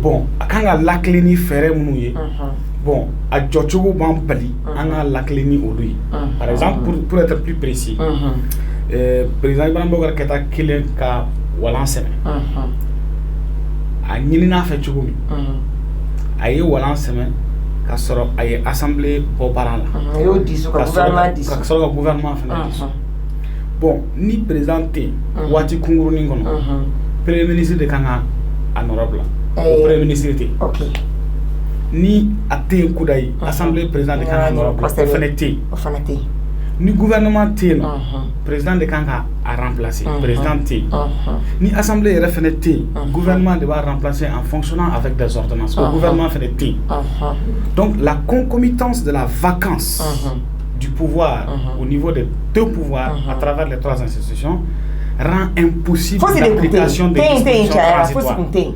Voilà. Est-ce que de la transition donc ka charte là-bas ka fait de retour transition kono ambeta munke c'est-à-dire wele de be bla jamana deum na be wele ko force vive de la nation au force vive de la nation ti mo kemene mo ganyo ko fla de sabade do finitigo société civile et classe politique. Nous savons que force vive de la nation. C'est les trois composantes. Donc, au lieu de voler la concertation nationale, nous tenir les 10, 11 et 12. Pour que nous fassions voilà ça en transition qu'on a institution monétaire n'en sait que remplacé par l'intérim prévu par la constitution en sait que organe de transition créé ok on y a fait un wati couronné do anto et quel endroit on m'a pas ngali chama maintenant mundo rapidement pour venir parce que c'est le cheminement non c'est le cheminement qui est important parce que les choses sont liées maintenant aux concertations qu'on a force de la nation il y a défini CNT quand parce que CNT devait assembler remplacer maintenant au cours normalement vous me faudront les forces armées la société civile et la classe politique mais charte que a distribué boye recommandation monoké ko kanindo ala mais ya kanindo ala mama ko ta fode voilà audience 20 est-ce qu'il y a un fond mais il y a déjà 20 entités municipales le article 13 qu'on a na bora forces armées de défense classe politique ani groupes armés signataires à top et société civile avec société civile société civile bon c'est ça dans cette répartition forces armées de défense on claque la lente kulu chamana oui, j'ai coulé bakélé. Mais maintenant, à déterminer, il va faire qu'à Foko 11 mindira parti politique, mais 4 mindira musulmans, 6 mindira 4 mindira jeunesse, mais 600 personnes vivant avec handicap, syndicats obèses société civile. Après société civile et société civile fait classe politique bien clé parce que nous c'est pas exactement la même chose mais nous société civile pas gagner mais parti politique pas gagner voilà parti politique pas gagner mais je veux dire ou chama mais nous c'est pas la même chose yani kana c'est ça tout mukungoko vraiment comme dialé ani concertation la bantuga mina ani président resigla tuga mina na so président sigla ma chama kala ki kambo ko kuma masagula ku wela dans les katubla devant les faire accomplir comme est-ce que collège donc manque sigi ka bonya da au collège ko décret flamino ya no luka bo collège nga ben décret nous contenir ka ko abe comme si ça décret mbora do président bandao en tant que président de la transition min qu'on y allait dialogue au CB décret qu'on a sama mo ni ka. Bon, d'abord, les éléments de précision qu'il faut apporter. Charti B, responsabilité du CNSP de à organe de transition aussi. Non. La charte donne la charte donne la responsabilité au CNSP d'installer les organes de transition. Ah bon, clairement comme ça. Clairement, c'est ce que la charte. Mais mettez quand il y a coquelina. Moi c'est un truc qu'on dit sous quoi fera. C'est d'abord fait. Non, charte qu'on fait. C'est un des nats d'Isura. Allez, c'est qu'à tout le monde. CNSP. Oui, allez, c'est un tout le monde décision vraie. Ah, dit sous follow. Non, c'est d'abord qu'il y a demandé. Ah, c'est d'abord qu'il y a demandé qu'on y fait, mais il a fait. CNSP m'a dit sous tant que CNT massique. La dernière mission du CNSP, c'est l'installation du CNT. Ah, c'est d'abord qu'on y fait, mais il a qu'à dire. CNT sigra doumi au don CNSP be dissous. L'article 26 de la charte donne cette responsabilité. Après la mise en place de tous les organes de CNSP. Voilà. Donc, avec un minfo, on y est bien quand même que c'est belle. Ne mou yoroni est charte kono. Parce qu'il y a une charte quand on y publie journal du Mali là. À 7 dollars kono, avec un minfo, qu'on devait organe de la transition si, on devait président si, on devait gouvernement si, on devait CNT si. Et bien quoi de fort. Non, attends, je précise bien. Je dis le CNSP est en charge de l'installation des organes. Est en charge, ok. Il y a en collaboration. Le président. On dit le président. J'arrive. On dit le président est désigné par un collège de désignation mis en place par le CNSP. Quoi ça veut? Ça c'est pour le président. Tout à fait. Ok. Ça c'est vrai. Maintenant, pour ce qui concerne le gouvernement, on dit le Premier ministre est nommé par le président de transition. Ça, c'est conformément à ce que la Constitution prévoit. Parce que moi, je la Constitution, c'est ok. Maintenant, quand on prend l'article 26, on dit que le CNSP, de la charte. On dit que le CNSP prend toutes les mesures nécessaires au bon fonctionnement du pouvoir public, à la continuité de l'État, à la préservation des intérêts et des libertés démocratique jusqu'à l'installation des organes de transition. Ça veut dire que tant que les organes de transition ne sont pas exclusivement installés, le CNSP continue d'exercer. Maintenant, le CNSP on dit ne met pas en place le CNT. Mais bien sûr. Aujourd'hui, on entend de parler de ça parce que simplement, le CNT n'a pas été mis en place avant le gouvernement. C'est parce que le président a été d'abord installé, le gouvernement a été installé. Parce que rien ne nous empêchait d'installer le CNT avant le président et le gouvernement. Oui, tout à fait. Est-ce que vous comprenez? Ça, c'est vrai. Mais la démarche a été quoi? C'est que le président de transition, c'était urgent d'avoir un président de transition. On l'a désigné. Signature uniforme. Le gouvernement de transition, c'était urgent de l'installer. On l'a désigné. Le Conseil national de transition, son installation est plus délicate. Parce que le président et le premier ministre, c'est des individus. Le Conseil national, c'est 121 membres. Ces 121 membres sont répartis entre 20 entités selon la charte. Chacune des entités, là, quand on prend son effectif, ça dépasse l'effectif des 121. Tout à fait. Le nombre de partis politiques au Mali seulement peut faire 3 fois l'effectif du CNSP. La société civile, c'est pareil. N'est-ce pas? Donc, quand on regarde, la démarche appropriée pour aller est extrêmement difficile. Et moi, ni fenga galen manila ni fenga galen manila o ye ka foko kulu ka fara ɲɔgɔn kan antese yani kana ɲɔ de fɔ antese est-ce que y'a faamu o de ka gɛlɛn ni fɛn bɛɛ ɲɔ de fɔ ko délai surunyali fisayara parce que ni délai kun diyana kulu caman kun bɛ ci a gɛlɛya maintenant problème ye mun ye moi je pense que mɔgɔw bɛɛ b'a dɔn k'a fɔ ko CNT kan ka sigi charte y'a fɔ depuis an bɔra concertation na bɛɛ b'a kalama mɔgɔ minnu tun kan ka taa CNT la olu kun sigilen bɛ n'a ye j'étais en train d'attendre que l'acte sorte. Donc ben labɛn de tun kan ka kɛ o. Sisan nɔ. Est-ce que y'a faamu ni mɔgɔ min ma labɛn ça veut dire k'a tigi kun sigilen tɛ n'a ye sinon normalement tous ceux qui attendaient le CNT ont trouvé même que ça a été trop lent. A ko mɛnna. Voilà donc mɔgɔ tun kan ka sɔrɔ parti politique ni bɛɛ ka candidat. Voilà. Maintenant, en dehors de ça, juste pour répondre à la question que tu as posée par rapport à l'effectif des forces armées de défense, je précise quand même que ça ne fait que 18%. Oui, mais à c'est beaucoup. C'est une majorité quoi? Non, c'est pas une majorité qui peut garantir le vote. D'abord, ce n'est pas une majorité, ce n'est que 18%. Ça, c'est un. Deuxièmement, si on prend en termes de pratique au Mali, le CTSP qui exerçait la même fonction au Mali en 91, c'était 15 membres dont 10 militaires et 5 civils. Prenant en compte politique et société civile. Donc on est passé de 70% à 18%. Et les gens disent encore que c'est trop. C'est comme quand, bien sûr, c'est comme quand dans le gouvernement, on nous dit aujourd'hui qu'il y a trop de militaires. Mais du 19 novembre 68 à nos jours, c'est le seul gouvernement qui a que 4 militaires. À présent, il y a Karamé de ATT. C'est ATT qui était le président. Et il était le chef de l'exécutif en même temps, donc le chef de l'État. Et il y avait 10 militaires dans le CTSP, dont 5 civils. Et 15, donc 10 militaires et 5 civils. Donc pour moi, on est en train de faire de la surenchère sur quelque chose qui n'en vaut pas la peine. C'est qu'il y a l'année civil où ça fait 99 sur 121. Les forces armées ont eu 18. Si on devait partager entre 18%, mais 22. 18%, mais 22. Si on avait pris société civile, classe politique, forces armées, et qu'on a fait le tri équitable, mais au moins ils vont avoir plus que ça. Je ne sais pas si on se comprend. Voilà. Maintenant, l'autre côté, les gens disent non, c'est une institution politique, on est censé avoir les hommes politiques. Il faut rappeler, ça fait 30 ans qu'il n'y a personne d'autre à l'Assemblée que les hommes politiques. Oui, mais... Et pendant ces 30 ans... Non, j'arrive, je vais en venir. Même aller avec ma mère, parce que je n'étais pas là. Mais elle pourra réagir. Ça veut dire que pendant 30 ans, on n'a eu que les hommes politiques, exclusivement à gérer. Mais que les militaires n'ont pas été absents aussi. Non, pas à l'Assemblée. Les militaires n'étaient pas à l'Assemblée. Ils étaient au pouvoir. On a fait 35 ans, en 60 ans, on a fait 35 ans de pouvoir militaire. Moussa, il est venu, il était jeune.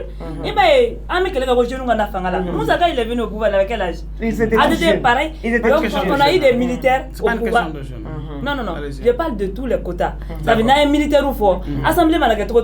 C'est le président qui est au-dessus de tout le monde. On a eu 2 présidents militaires au Mali depuis les 35 ans. Ni témoignage, il fait avec Kera. Mouro Sranadi. Il va au Mouro Dalakuma Folo. Mouro Bomne, Nia Djekaba, Mouro Bissomila. Témoignage, il fait avec transition politique qui est. Donc maintenant, on a l'impression qu'il veut s'accaparer de tout. Maman Kumana a fait un témoignage là, Bestranadi, Beta Estirandi. Donc nous devons faire Maman Rato Maka Sirani, sinon Maratini. Ok. Malon be Castrani, awa bina fanga di civiluma, na wa mara di civiluma ne bolo, poste légalien nous dira. Communiquer plus. Poste légalien nous dira défense dira sur la souma. Ne bolo la chose politique là, ayato jama bolo. Parce que naye jama symbole là, on a décision fait veta. Mais jama bene les fanateurs ko tout mais il faut jama bene te ali dona beto jama jumene bolo. On nganga avancer ni baray. C'est pourquoi né de fois banda ou bisi wati na collège do kerao. Comme il y a toujours une jurisprudence be. Comme au keto nyena, hali collège do fana bisi ka sikani critère ke. Au moins on va mettre la forme et le fond un peu dedans, même si on met pas le fond, on met la forme. Donc on va anya doute la ka wolele, anya CNJ moko wolele, anya musola ka wolele, anya wili akilidana. Ami talinke to comme clari fora kaba. Ami talinke to di. Et puis ami moko bonyon na to di. Parce que même les critères du degré 0 42 là, c'est pas bien. Vous savez, moi je comprends très bien la position. On a juste peur en tant que femme qu'il y a encore une autre division. Non, je vais vous expliquer une chose. Pourquoi est-ce que la mise en place de CNT a pris du temps? Ça a été dur. Parce qu'il aurait fallu réfléchir de façon approfondie sur la démarche pour ne pas faire un faux pas. Pourquoi? Parce que la solidité de la transition, c'est le CNT. Dépendra de la solidité. Maintenant, pour la bien il y a la forme. Mais tu vois, maintenant, tous ces partis politiques disent qu'ils ne veulent pas partir. Comment on va faire? Non, on va se comprendre. Vous savez, quand on dit les partis politiques au Mali, je précise encore une fois, il y en a plusieurs. On a plus de 200 partis. Oui, on en a plus. Les partis qui sont en train de parler là, parti mon a commencé ça. Parti Baoudou, Dama Tougounien, Kota Dirouma. Et puis, mais c'est quand tout à l'heure, quand je disais que les partis politiques, la quel est la fois parti politique ou les sociétés civiles et mais la bosse ça. Bibina, syndicalistes jolis de B qui sont dans les partis politiques. Akacha. Jeune leader joli de B, mon parti politique. Akacha. Religieux joli B, mon parti politique. A diviser l'intérieur, Bibina, donc, depuis la charte de transition, le terrain a été balisé. Akera Tchogo de la Tchogo mina Kulu Chiti en ka Kelimiseka à contrôler. Sera sous Kelentiseka à contrôler. Classe politique Kelentiseka à contrôler. Et jeune Kelentiseka à contrôler, Mousso Kelentiseka à contrôler. Maintenant, après, avec la baie de Nyoronche, avec la baie de Nyoronche. Chacun a eu un quota. Maintenant, à l'intérieur du CNT, comment nous avons dit que CNT membre ni ñogonche pour que vous gagnez la présidence. Mais nous nous informons de Moshima Denkerefe. Pour moi, personne n'a été écarté. On a permis aux gens de venir. Maintenant, celui qui veut venir, il est le bienvenu. Celui qui ne veut pas venir, c'est sa liberté. Par exemple, il y a des partis qui ont dit qu'ils ne viennent pas, mais ils accompagnent. Il y a d'autres qui ont dit qu'ils ne viennent pas parce qu'ils ne sont pas d'accord avec la façon de faire.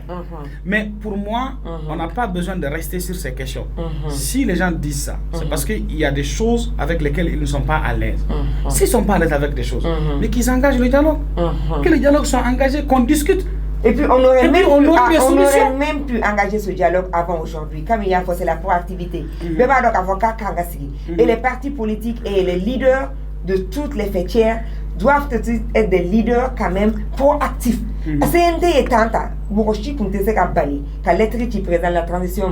C'est quoi le blocage? Voici mes suggestions. Mais moi, autant que Kumachi, on veut toujours rester sapeur-pompier. Au fond, parce que dans la démocratie, la participation et l'implication de citoyens est une responsabilité. Mais entre les fanakens, Mali la tient qu'à fort. Jamana Kajo.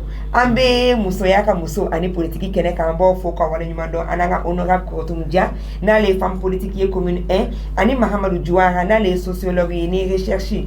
Avec recherche fanake cabinet Gaya Baboul en même temps fana aller kunye membre du comité d'experts minier transition et blabara New York avec kumana bi anga CNT Conseil national de la transition minka anga signa be question mate fangai wasa bloni ka anga intérêt au défense ça ya kise minun ka ngata kulu fese kulu ta anyi ka clara gouvernement koroshi akabara la kenyane ala musaka ko fanfe donc ambe Ousmane Tangara ambi foki wala imando Ousmane Tangara Koko, je veux savoir pourquoi la transition n'a pas pris le bon chemin jusqu'à présent.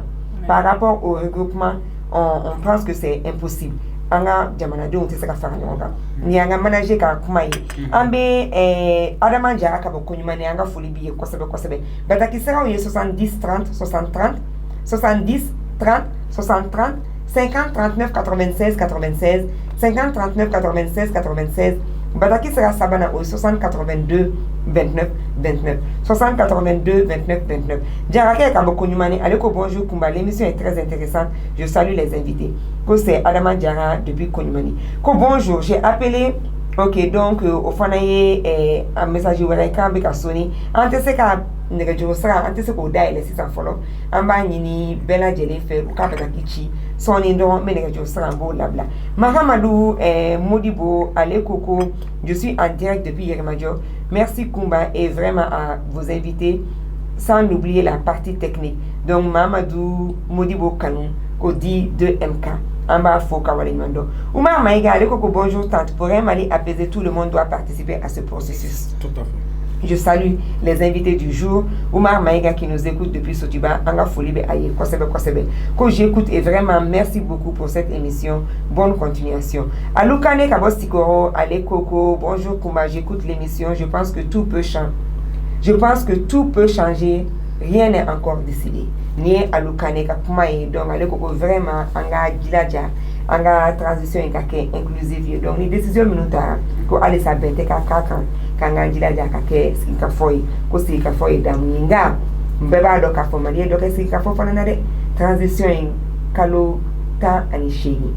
Kalo flabora la kapa. Jamana gelea kacha, giravu be kacha ya. Donc nama bara damine. Donc il y a sika fo nade. C'est vrai que si Kafo est damoué, mais si Kafo fait des jamana jode, bara de jamana jode. On va kuma benini ngachana nga bara. Anga balma muso madame Diarra Fatmata Diallo. Ale min so Kafo anga je anga lame. Ale sale kuma na muso ka représentativité kanga akoko NSP ka sabali ko danger bene anga je anga lame. Madame Diarra Fatmata Diallo. Laidu kambe muso ni gouvernement cheka sur la transition massive. Ne akila no laidu kambe ngaba ukunga ujija chogo bela o wasika walia nama walia bena ni gerente chama ya an nyonche o wajibiri pasika takalaje ku muso manan droi gouvernement on ibaye ka foko ka dokon kujugu akla ay ko o 30% mala walia chena atebe amuso lokoma aldon sura suga o mo kan plane akilna na ukacha muna ka jatemne député e ma kemendoni na fara ko ka mo fladon ma ibaye ka foko a da be digi ke jamana de hunkan ko sebe wa ka kla ka foko numu janto transition risque ba la ka foka be nye ubolo ne ka famiala parce que ulube ga gele a chama ta ka mo segere a tinyere la an bilama malien den shiti se ka foki be lafiala iti se ka finya sama kenema iti se ka sama sono sécurité te fanchi ali shi sono bi sécurité te tiena nebe mi fo sura su alsa nu sigile no ga ubli nu jolo no ga do fara chesiri jala parce que aye ga fo anjigi bo olu ka ko olu teni tiguye ko olu e an la kana bawe na fora olu ka ni wakati kalfalindo olu ma kana ye ko insécurité bi ka dagoshi bonya alibi tiere na amba fu yo ku chesiri al sanjigi buka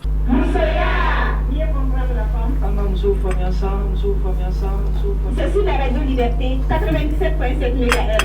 Amba la memba nan kanu ba bela jelen fo amba balma muso Fatmata Diallo amba fo ka jara ka bela jelen fo Juara amba fe ka ni ikani wala anyi parce que ne ko tum da sera mayani kana féminin muso ka kotai nani dira muso ma ko tum ko vraiment ka nganga fodon mo be dodi ou ka 30% respecté aklala ka fo décret folo kono no ye décret numéro folo mi bora allez 142 143 142 Coco Mousso Kadou. Toutes les nominations, toutes les candidatures doivent comporter des candidatures de femmes. Mais on n'a pas précisé que le quota 30%, la loi 052 devait être respectée. Ni menu liste black anani Mousso 30% bon avait validé ou avec quelque chose de Très bien. C'est une très bonne question qui a été soulevée. Je pense que nous avons inquiétude, c'est légitime. Parce que le gouvernement sigira, le gouvernement a 30% respecté. On a respecté les 16. Ce n'était pas normal. C'était sincèrement pas normal. Ah, Jouara, merci. Non, c'est ni mon quand il est fort, ni mon main fait au fort. C'est pas plus compliqué que ça. Charti a fort qu'on a respecté. Enfin, Charia fait bien à Kama. Loi t'allait depuis 2015. Donc, le gouvernement est vraiment que Charia se sobraille. Donc, je pense que oui, fier. Mais à demander à la fière de ce canal. Après, c'est qu'à la clé. Parce que le gouvernement est ministre de droit. C'est tous les services. Mais il y a la nomination à la j'en viendrai. Para de Begakeo. Para de Begakeri. Pour que dans tous les services publics de l'État, dans tous les départements, nous sommes bien. Nous avons la codon, la position à ce cas donc voilà ça une nomination enfin au Kaseka et de l'autre côté Moussokoulou vous devez mettre en place un observatoire qui veille à l'application de la loi 05. On est là-dessus, c'est pour ça qu'on a déjà fait une première lettre pour que à chaque fois que non il faut que le département bella service bella Moussoumounou bé au coudon pour que une nomination quand a que nous be se nommer pourcentage qu'on a cadon c'est le rôle de la société civile parce que les acteurs d'administration ne sont pas nécessairement aussi informés et aussi préparés pour pouvoir les respecter systématiquement. C'est un changement d'habitude et un changement de pratique. Si vous n'êtes pas là pour veiller mais à parce que non Mounouba mérité, Mounouba critères remplis, au lieu que la codon et qu'elle soit prise en compte. C'est un travail de plaidoyer qui doit être fait. Donc, il y aura. Maintenant, santé qu'on a, à Kera, 30%, la loi 052, dans la composition de santé, ça sera respecté. Ah, bravo, ce n'est pas par hasard. Donc, nous sommes dit 36. Ce n'est pas par hasard. Non, 125 je vais faire une indiscrétion. 1000 fois, c'est de faire en sorte que dans les CNT, on ait 40 femmes. Très bien. Au bar de Bégaké, parce que 36 des 30%.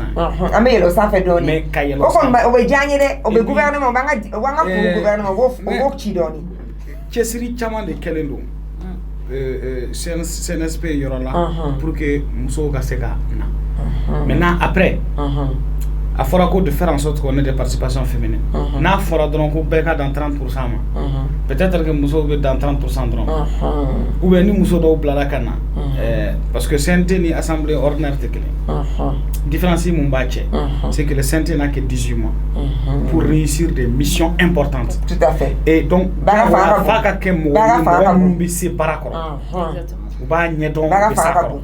donc, critères de qualité barka bounya ko sélection est-ce qu'il y a voilà donc c'est pour ça que à daile l'entora mais ce que je peux vous dire à Sainte qu'on est signé là nala sona muso be nimisi wasa soro alhamdulillah ama attentif ko sebe no madame Aïda Raye à l'école mais retraité la 600 mais politicienne Badou allez Koko bonjour Kumba et à tes invités je suis d'accord avec monsieur Jouara écoutons-le.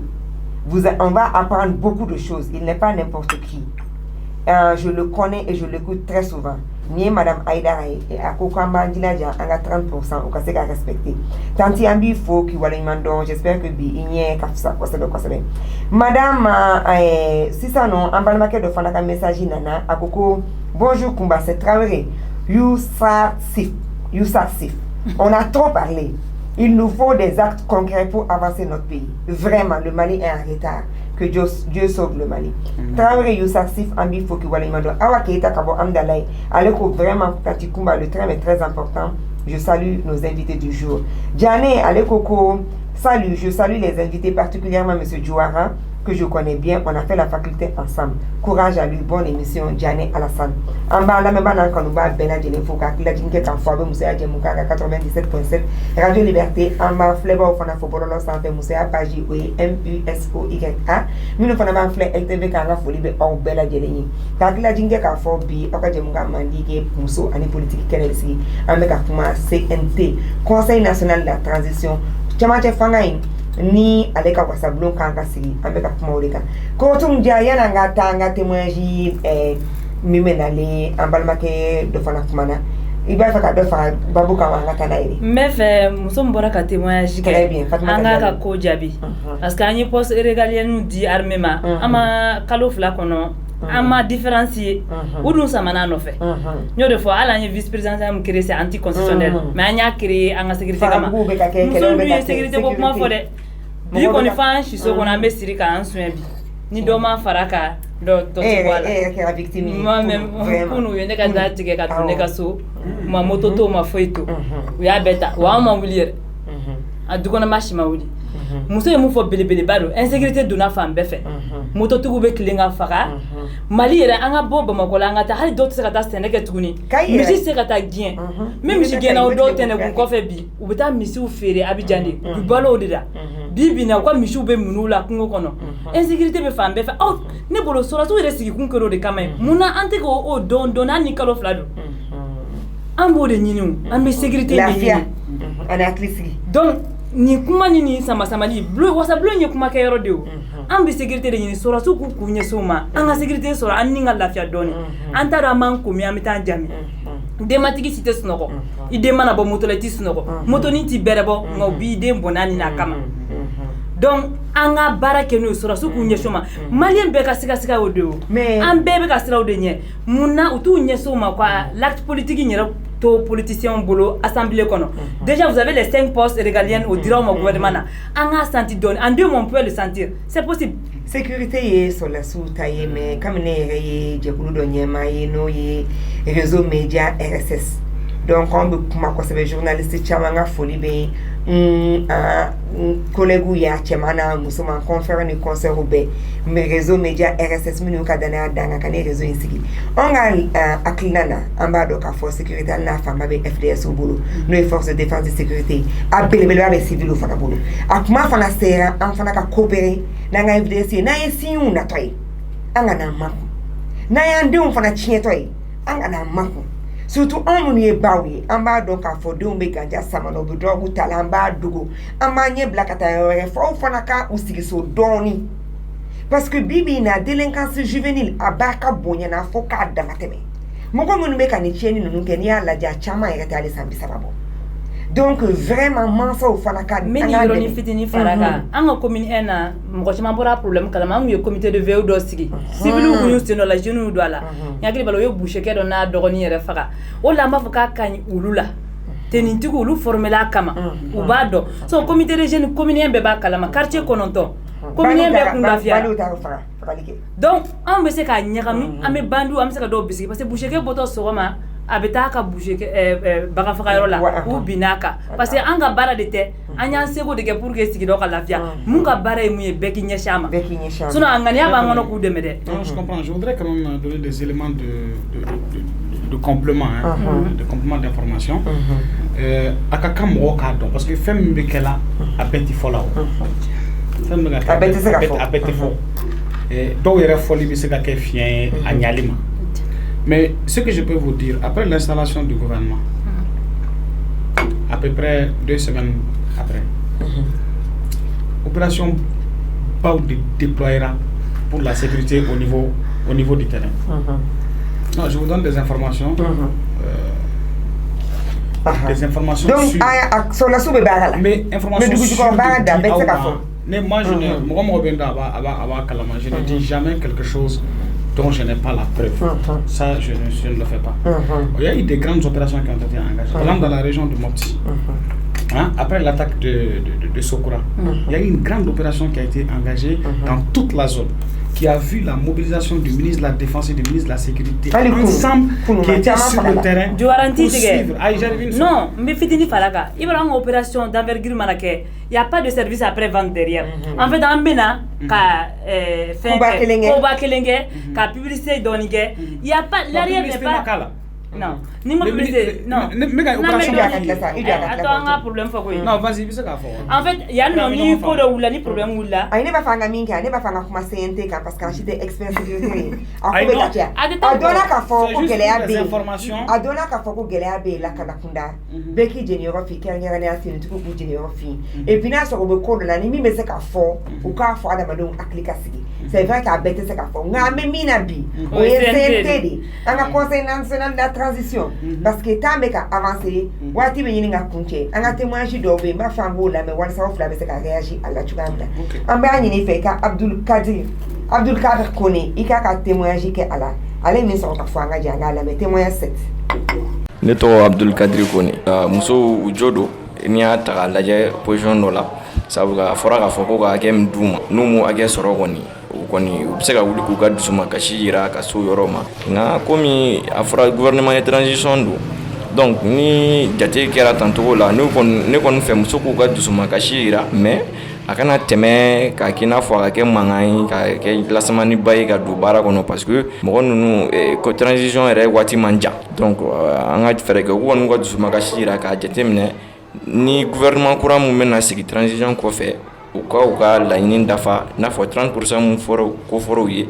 uka di uma mais ni won na ko nugu jofe na kon uka fereke gutika do duga nyani ko ka do ordre la kany na fo ni election kera ka présidence politique mo ni ata la je ni politique mo nyuguna ko la doron jamana ko nana ame wati muna ko ni obeke ko nyugun ton fe di sabuka daga jamana marago kuma kon teka fo alni politicien to chenen obi mais jamana marali ko to nyuma aketo ko nyuma ateka fo pour politique mo ko fefeo so rasu kon ta yukoni ube fanga bubulunga o ka ferege o ka politique mo laje parce que wati kurunenu na fro ko ni politique mo teka nyogon famian na comité national de transition ko ina na fro ko ni politique mo teka nyogon famia o kola no nyongo sama dam namna kalo flat mena gaba femte bere sangle ni doni amna to la na kalo duru ko la ubna sigi majme ko lubna barake safo sango mo be changement na ko mali kura ko be se ga sigi singa donc ko me rom na ko ferege ni mo ka nyon fam kanye parce que sama ni chara ko na dipini gouvernement sigili sama ni chara na fora ko ni comité fena sigili fena na kamena nyon sama no fe sura su ga sabali u ka politicien nu la menu ko to no ga tugu ko sabuga daka jamana ko ni marali to ko ere ko ni al nu to ko cheni no uteka pa ukuna fefe o beteka chenga ka danonga musoya ni comprendre la femme anga muso famille ça c'est sur la radio Liberté 97.7 MHz.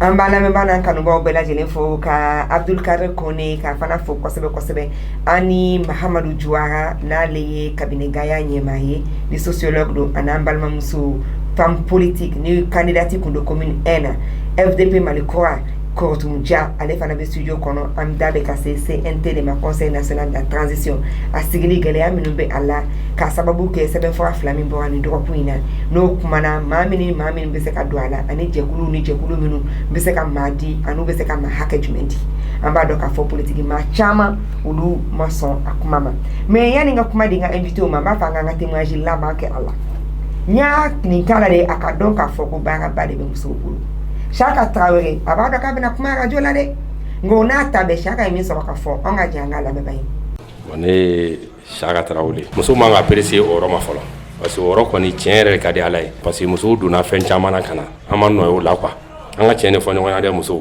awbe to ko fere al nasra akira shara sebe tradition kono lana ma fo ni tradition ko fe munu bena le ko muso ga fen kana di de mais tradition kono la muso manga chala mo ko yi la ini mi sabati la ini kun bora me avec comme c'est dans la ini ka sani ka bandaw sigi an b'a fɔ ko bandaw nalen de kɛra sababu ye ko k'a fɛnɛ mais ka coup d'état kɛlen waati nin an kun y'a ye hali kɔrɔn fɛ an ka tenitigiw tun bɛ ka fanga ni fɛnw sɔrɔ mais k'a bɛ transition sigi la ko jamana kɔnɔdenw yɛrɛ lafiyara maliyɛnw ma lafiya parce que an kun bolo ko bandaw sigilen an bɛɛ de bɛ lafiya mais tiɲɛ yɛrɛ bandaw sigilen a bɛ komi parce que Mali ka ko ye i bɛ ko la commande de bɛ commande télé bon an yɛrɛ kɔni bolo dɔrɔn a bɛ ko téléphone fasadi de falenna tuguni tile fila yɛrɛ foyi de tɛ min bɛ ka ɲɛnabɔ mɔgɔ si tɛ min bɛ se k'a fɔ ko u nana u ye nin kɛ k'u mana k'u man dɛ mais u sigi kuma k'a sɔrɔ bandaw mana transition ko tile fila tun kɛra ko alhamdulilayi bon ni min yɛrɛ bɛ Mali ko na u k'a ɲɛ yɛrɛ fɔ mɔgɔw ye siɲɛ kelen. Kotum, i bɔra ka Saka Traoré lamɛn vraiment n b'a fɛ i ka kuma Saka ye min fɔ nin ye an bɛ yɛlɛ la yan nɔ mais yɛlɛ ko don parce que anw ye musolakaw ye anw b'a dɔn k'a fɔ an ye camanba kɛ ni maa ye jamana in mara cɛw de y'a mara fo ka se nin ma donc n'a ma ɲɛ an ka tiɲɛ fɔ a yɛrɛ ɲuman na k'an ka tiɲɛ fɔ an ka tiɲɛ fɔ cɛw de fana dɛsɛ la parce que olu de bɛ kɛra décision kunna nka u n'a ta bɛɛ Saka ko an k'an sen bɔ nin na quoi e bɛ mun de sɔrɔ ka fara Saka ka kuma. A fɔ ne b'a fɔ Saka ye n ko muso kelen a ka fisa ni cɛ 100 a ɲuman de sɔrɔ man di sinon muso kelen a ka fisa ni cɛ 100 barika donna fɛn fɛn la daminɛna ni muso ye an ye silamɛ jamana de maa min ye wari bɔ ka nafolo don silamɛya la muso de don maa fɔlɔ min don da hali an bɛ se k'a fɔ université fɔlɔ min jɔra silamɛya la tiɲɛ ta den dɔ de ka wari don a la université bɛ Maroc muso de y'a don a la muso bɛ ko min na barika b'a la a ɲuman de sɔrɔ man di jamana in kɔnɔ foyi ma kalifa musow la sɔn ne yɛrɛ kun ye transition mɔgɔw ye pour que ka quota dafa ne yɛrɛ tun bɛ assemblée in kalifa musow la parce que organe saba de don ne kɔni b'a fɛ a ɲɛmaa ka kɛ muso de muso ka kɛ président kɛra cɛ ye vice président ye cɛ ye premier ministre kɛra cɛ ye munna assemblée tɛ kalifa muso ma a kan ka kalifa muso ma an ka tɛgɛrɛni fɔ la sa k'o tuma a kan ka di musow ma yɛrɛ yɛrɛ ne fɔrɔlen tɛ anglais la ten nka Sud-Afrique assemblée ne bɛ to k'a lajɛ internet la n ka forfait bɛ jigin a la parce que muso dɔ b'a kunna a muso caractère ka di ne ye i b'a dɔn ni jamana ka gɛlɛn muso jɔyɔrɔ ka bon parce que ala de ye fɛn dɔ d'a ma an n'a wolola o ye nɛgɛni ye muso de bɛ se ka minnu tɛ fɛ ka kuma ka ɲɔgɔn ye muso de bɛ se k'u fara ɲɔgɔn kan o la wasabulon ye musow yɛrɛ ka baara kɛyɔrɔ ye ne b'a fɔ ko jamana in yɛrɛ mako bɛ réconciliation de la o parce que a bɛɛ cilen don société civile bɛɛ faralen don musow ka groupe n'i y'a ta ka ca n'i ye silamɛw ka tɔn ta tɔn ka ca maliyɛn ni laïcité tout le monde est divisé n'a gɛlɛyara ta i bɛ muso de wele ale de bɛ se ka bɛɛ nɛgɛ k'a sigi an y'a ye o n bɛ to ka Centrafricaine tɔgɔ fɔ tɔgɔ bɛ Samba Paza Catherine ale y'a seko kɛ silamɛw ni chrétiens ma kɛlɛ la a ye maaw nɛgɛ k'u sigi pour que bisew ka bila an ka ɲɔgɔn faga dabila mɔgɔ kana jɔ muso la a ɲuman sɔrɔ man di nka n'i y'a kelen sɔrɔ a ka fisa ni cɛ 100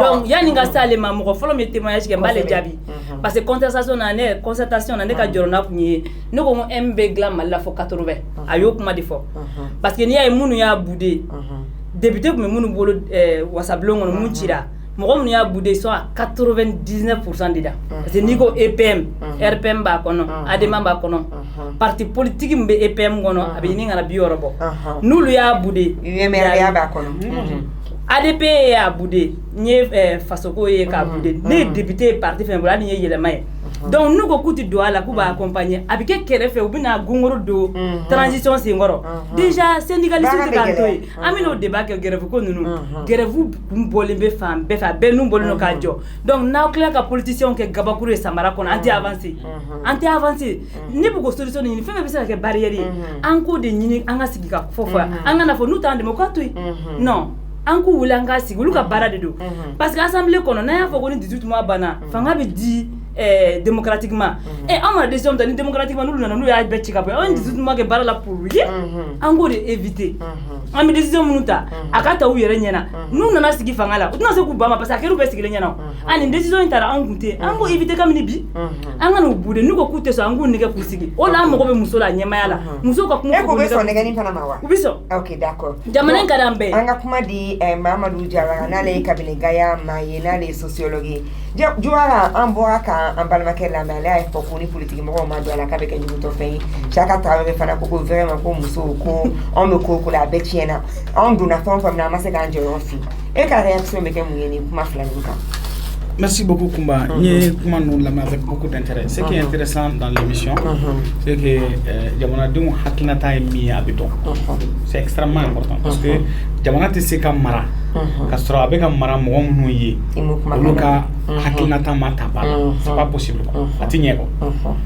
Ne bɛ se ka min fɔ kuma ninnu na fɔlɔ CNT tɛ sigi ka sɔrɔ politicien t'a la o kɔni tɛ kɛ o. Les hommes politiques vont être dans les CNT. Et les femmes politiques aussi. Les femmes vont être dans les CNT.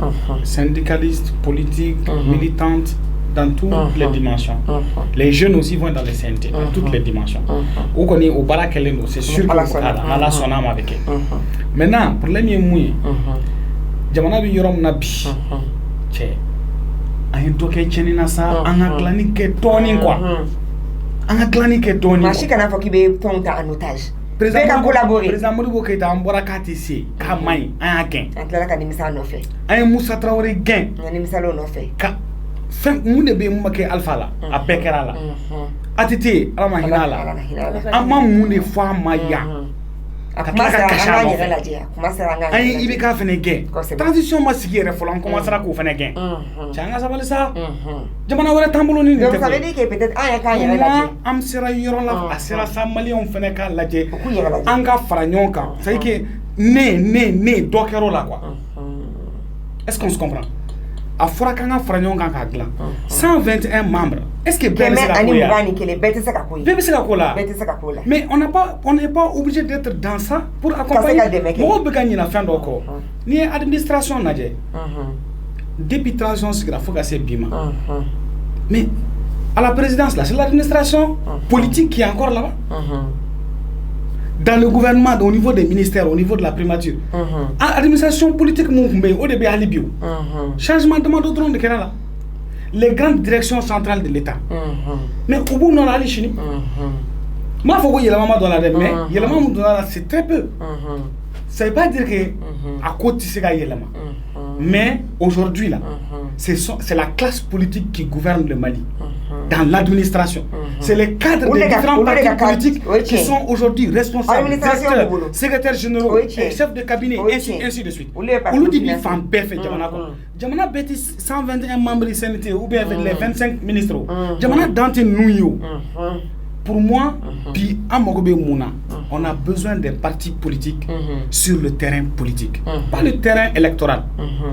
Qui consiste à la conquête du pouvoir. Le terrain politique, c'est quoi? Jamana bi gɛlɛya kɔnɔ. Gɛlɛya ye jumɛn? A bɛ se ka lawuli cogo di? Jamana kan ka sira jumɛnw de ta? Transition waati ka surun. Priorité ye jumɛn? Ka réforme électorale kɛ. Walasa ka lafili jɔnjɔn bɛ se ka kɛ. On a besoin que les hommes politiques nous interpellent sur ces questions-là. Interpellent le citoyen, interpellent les dirigeants qui viennent et qui s'inscrivent dans un partenariat avec les autorités de la transition pour que le processus électoral soit concret. Maintenant, dans cet exercice, au cas jatemne, olu yɛrɛ bolo, mɔgɔ minnu b'u bolo, minnu ye mɔgɔ jɔnjɔn ye, minnu qualité dɔnnen don, u bɛ se ka dɛmɛ kɛ nin baara in kɔnɔ. SNT kɔnɔna na, u k'olu proposer. N'a y'a sɔrɔ CNT bɛ ka taa cogo min, o tɛ olu hakilina ye. C'est pas un problème, il n'est pas trop tard pour mieux faire. Ils n'ont qu'à prendre contact avec les autorités de la transition, officiellement. Et puis, il faut la proactivité. Parce que on a besoin de quoi? On a besoin de s'entendre. La question, ce n'est pas que Karsaka Fanga soro Oteo. Malio Mogo Bede Anga Ben Kodola. Mais il y a fo Chogomi. Sigafo et Damou, et mais Sigafo Bambali, ouais, à la kire.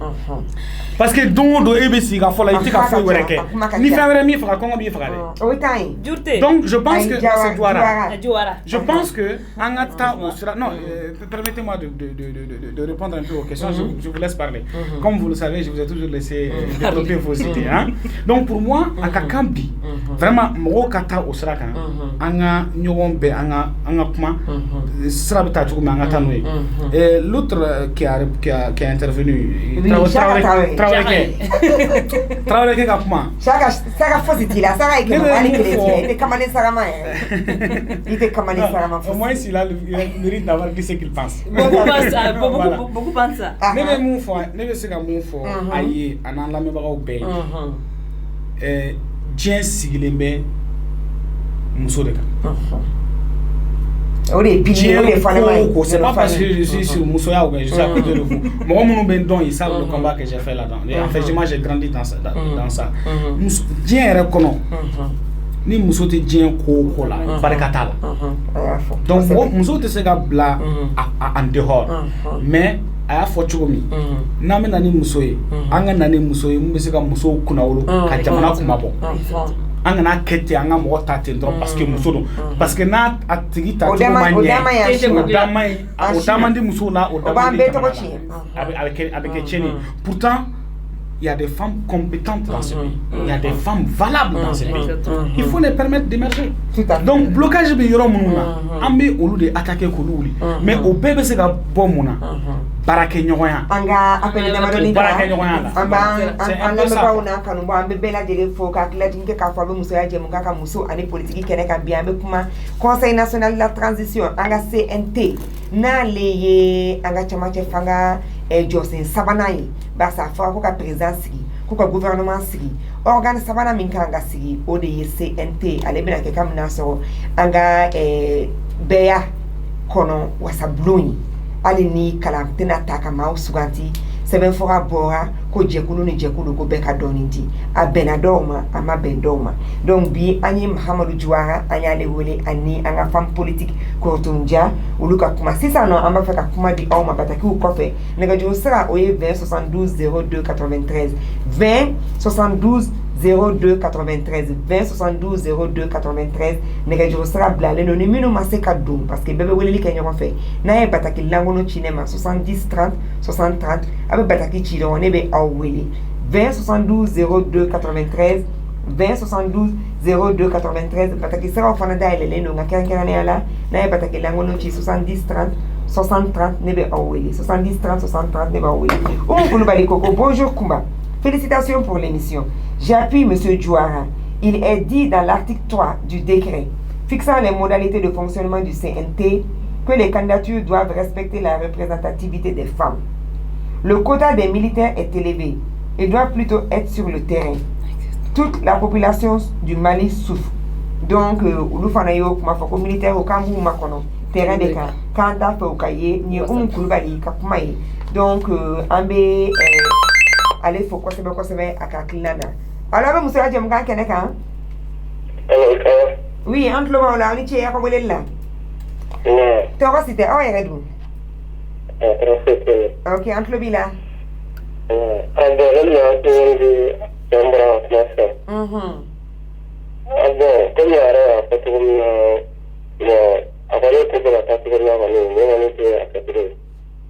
Ni a que tu veux, ni a que tu veux. Entre le bilan. Transition, la proposition va faire de mara. Autrement, on a peut-être à voir que les gens communauté, mais la situation que la guerre de la police sur la situation est rétractée dans le tout là. Est-ce que finalement, après la militaire a été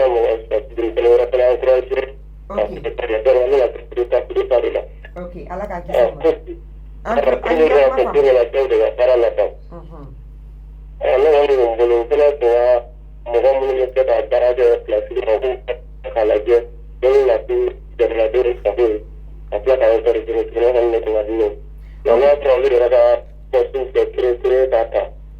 Afamniala 20 72 02 93 20 72 02 93 allez Coco vraiment Coco Rotumjaka Kumaï ko ka alage akadi civil demain parce que son soube déjà fait un flacon. Alors avec Moussa Djemka Keneka Mousso ani politique. En cloté à la voix sur la radio la Kakuma, n'y avait voulu que ailleurs sur la radio. Oui, ni mo be wele ki amba ni no fe o ka radio fara wan mo ku so radio la uni radio kana to ero kele sino eco de do on te fosi famia 20 72 02 93 20 72 02 93. Allô? Oui, Uncle Mola. Allô, Uncle Mola.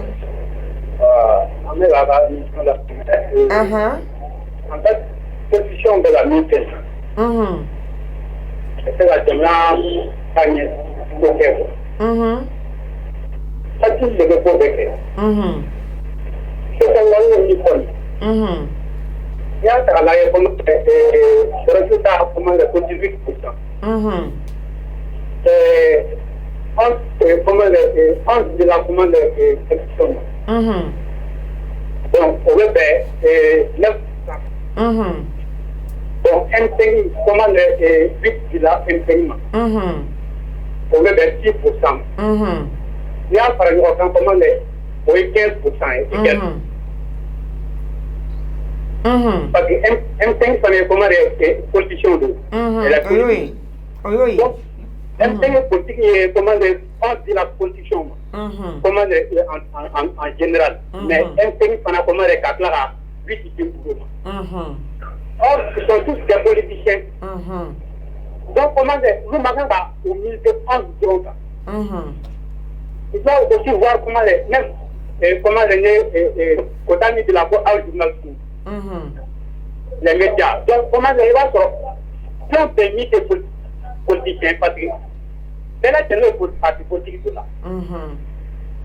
Mais nous devons faire une marginalisation à cause de ne tɛ ka foyi fama la n t'a dɔn jamana ko tɛ quoi sinon ni jamana ko dɔ kɔni tɛ foyi. Kuma faamuyala donc e bɛ k'a fɔ sisan nɔ ko politiciens ma marginaliser vraiment ma marginaliser agenda wɛrɛ de bɛ sɔrɔ o la sinon nin kɔni na sɔrɔlasiw bɛ minorité la et politique de fanga ka bon donc ni mɔgɔ min b'a fɛ an bɛ appel kelen dɔrɔn ta nin kɔfɛ barisa waati koronna an tɔ ye minute tan dɔrɔn ye alors an bɛ musoya jɛmukan kɛnɛ kan. Nse an ni sɔgɔma an bɛ cɛlakaw fo kosɛbɛ kosɛbɛ an y'o de fɔ n ko aw fana cɛsirilen don kosɛbɛ musoya lamɛnni na an tulo b'aw la. Transition kɛ tɔgɔ la. Mɔgɔ ɲɛ fila kan ten tɔ. Ne yɛrɛ hakili t'a la.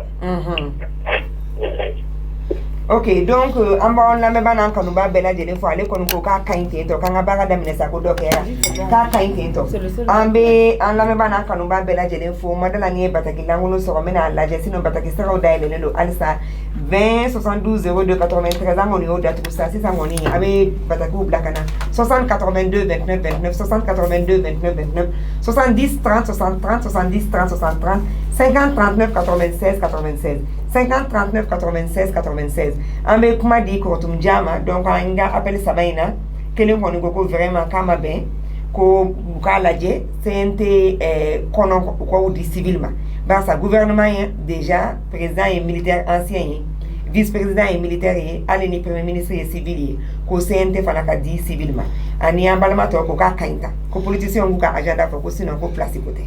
En fait, fɔlɔ min yɛrɛ appel kɛ a ye ko dɔ fɔ a bɛ maliyɛn bɛɛ kunkolo la parce que ni sɔrɔsiw donna affaire la kojugu fɛn dɔ bɛ sɔrɔsi ko la n b'a dɔn exemple kɛra o la Guinée exemple kɛra o la Burkina fɔli man di n da yɛrɛ la parce que hɔrɔn man ka kuma dɔ bɔ a da ni sɔrɔsiw sen yɛrɛ fanga ni jɔyɔrɔ ko ni place ko la olu ka keleya ka bon u yɛrɛ dama ni ɲɔgɔn cɛ maliyɛn caman tɛ sunɔgɔ n'a ko ye u kana un renversement dans un renversement on a vu ça an y'a ye Guinée a kɛra o sisan il y a des cas d'école il faut se référer pour ça c'est pourquoi ne y'a fɔ n ko poste régalienne dir'u ma gouvernement na politiciens budera o an ma kɛlɛ kɛ o placement dama c'est pas interdit que politicien ka don gouvernement na même ni technocrate fɔra c'est pas interdit mais kota ma di ale non a ma di politicien tɔgɔ la ka n'aw di cogo daminɛ sinon an bɛ si émission na ale ye fɛn dɔ fɔ politiciens ka gouvernement interpellé mun ka mun mai mais espace d'interpellation jumɛn ɲuman bɛ diɲɛ kɔnɔ ka assemblée bɔ n ko assemblée d'abord de kama assemblée la ne bɛ se ka ministre wele nin kɛcogo man nin taabolo man ɲi ne bolo yanni politiciens k'o kɛ assemblée kɛnɛma o bɛ kɛ mouvement ko de mun na o t'a kɛ assemblée yɛrɛ kɔnɔ c'est l'espace le mieux pour interpeller le gouvernement taabolo ka ɲi taabolo man ɲi o la sɔrɔsiw bɛɛ caman insistera comme ale ma kɛ daminɛ na yan caman bɛ ka insister ni sɔrɔsiw ye fanga sɔrɔ kojugu ka place ko daminɛ u kana keleya daminɛ u yɛrɛ ka ɲɔgɔn cɛ u kana armée affaiblie an ka dugukolo occupelen don an mago bɛ cohésion militaire la ileli n'u ye victoire kɛ yan fɛ an yɛrɛ bɛ fanga ta ka taa d'u ma. Ok donc i ka da kuruba laban ka jɛmukan in kun cɛ barisa an tɔ ye minute 4 ye. Ne kɔni bɛ mun fɔ ne b'a ɲini an ka ɲɛmaaw fɛ u ka segin dɔɔni ne ka kɛlɛ yɛrɛ n y'o de f'i ye ka pyramide renverser an y'a kɛ an tɛ a banna la décision ka bɔ mɔgɔ kelen ni mɔgɔ fila ka jigin 18 personnes kan a man ɲi 18 millions de personnes kan an ka renverser dɔɔni sɔrɔsi fanga ne yɛrɛ kun siranna an ɲɛ dɔɔni ils sont trop verticales i tɛ se ka jamana mara ni ma kɛ perpendiculaire c'est pas possible donc i ka dɔ kɛ vertical i ka dɔ kɛ horizontal ne bolo le fait que le gouvernement B, structure B, le fait que tu as dossier déposé Koulouba, ou une toro doni. Parce que ne be sikaso 2 jours d'irani mamena à Togodi. Ne be gaonyo kuma fa kata. Donc il y a des structures administration territoriale B. Nama ko délégué diamana. On se bat pour que pouvoir ka déléguer, ka décentraliser. On veut nous ramener à centraliser encore le pouvoir. Anga Koulouba tout une donne ou barake. Et à la 70% a occupé le nom. Donc anga Koulouba tout ou sigira baram kama no sécurité au coquet. Administration territoriale B, un refondement d'état bien. Au ministère de la barrage médical. Abina ke ministère de la volonté. Donc an mato dossier ko ma déposer lu ko ngala le kata sanfé. Donc an na ko ke formalité ko parce que mo chama ya famu ou ye formalité drone ke y a pas le fond. C'est juste qu'avocat ni ko do ke kaso ko do et chama fana ko c'est le vice-président qui nomme. Donc nous on veut pas centraliser le pouvoir. Nous kuma kala mba fo ya ka fo ça fait mokoy. Anti pouvoir centraliser le fait anti so. Donc malé a fait kale ka porte parole le. Donc kuma ka mi c'est 124 me dota. Donc ou ka pouvoir bola ou ka malien de belame ne ka proposition ne akia akun kadine kwa se ko doni décret na ka mali beka ya kana ke bamako ko comme tu m'as lettre c'est vrai et nef là-bas. Avant na ke bamako ko doro parce que na ko tam dita na tarata bamako doro be kala. J'aurais préféré ni 10 régions B. En 6 par région dit ça fait les 60 bekaye chokoroba kaya kono muso kaya we fly jeune kaya politicien kaya kono traditionnel kaya kono donc ko tum jaye ambe kuma di sisa Mamadou Diouara kuma kan ika da ko bala ba wala sanga jemu kay fo. OK, merci beaucoup mais en langue befo mais yere fo ko so be ga chesiri la. OK, fo li jara wala sa jamana be se ka équilibre so parce que ni muso ma dum bala équilibre te se ka so jamana. Ne be se ka mi fo dron mba fo malien yi. A ñemo fara à jamana ding quand à la base que ce soit les dirigeants ou les citoyens lambda jamana mako ba deuna jamana mako ba deuna o ka la basigi siraka ni jamana deum be se ka yere ko barka doya ka jamana ko dum bala jamana mako bo de la bi mbala mba kono ben ta kono o tempali ngademe ka yere ko bo ala anga ke jamana koyi comme Kennedy a fait na Amérique président Korodo ko au lieu de demander ce que tu peux tirer de ton pays, demande-toi ce que tu peux donner, servir ton pays. Comment tu peux servir ton pays? Okumamba fo bena jele alisa beka doni ke ko lidila et puis beka buloni ngoni nyeshin ayama ka donc ka fo ni fana ka fiye yemuni sinon président changer chama kera sade Diouara dasera mai président chama changer est-ce ka wati masse malien ya ka changer ko tumja ko malikora te jo malien ko de betla o malien ko e betla ni an ambeka falininde okumamba on la mebana kanuba bela jene pour mama kumeka fle Facebook kan bororo sanfe musa page MUSOYA mo ban naje LTB kan anga folibe o bela jene mo ban la radio la bonne nouvelle 96.6 ambo bela jene fo anga bima wolele ko tumja. Et merci beaucoup FDP Malikora ambi foki wala nyimanda ambe senkana ambe baro koraya katlaka kuma geravuka Mamadou Diouara ambi fana fo ko sebe kana lila ajarani ambe au an lame bana kanubao amba fo bela jele ko bon weekend kambe wati wera no esiberi prochain jemu kambi na obwa kalame musoni politique kuma Conseil national de la transition c'est qui me kaka sinini ala sona mani radio kele sanfe Liberté 97.7 10h midi c'est ngalama radio sanfe obuna ke arabadon 18h faut casser 16h faut casser 18h ma anga tako fana minumeke anga bolol anga jabaranu sanfe oye Liberté télévision kada mene kari faut araba soroma ani soufe amebo jabaranu sanfe anga foli bini kamnebe obela jeli okuma kambe wati were ambe ka jesere malikola mali do lebe ambulu mali tejo ni maliende chema ni musoma fa ombe ka wuli kanjo. Salam alaikum warahmatullahi ta'ala wa barakatuh.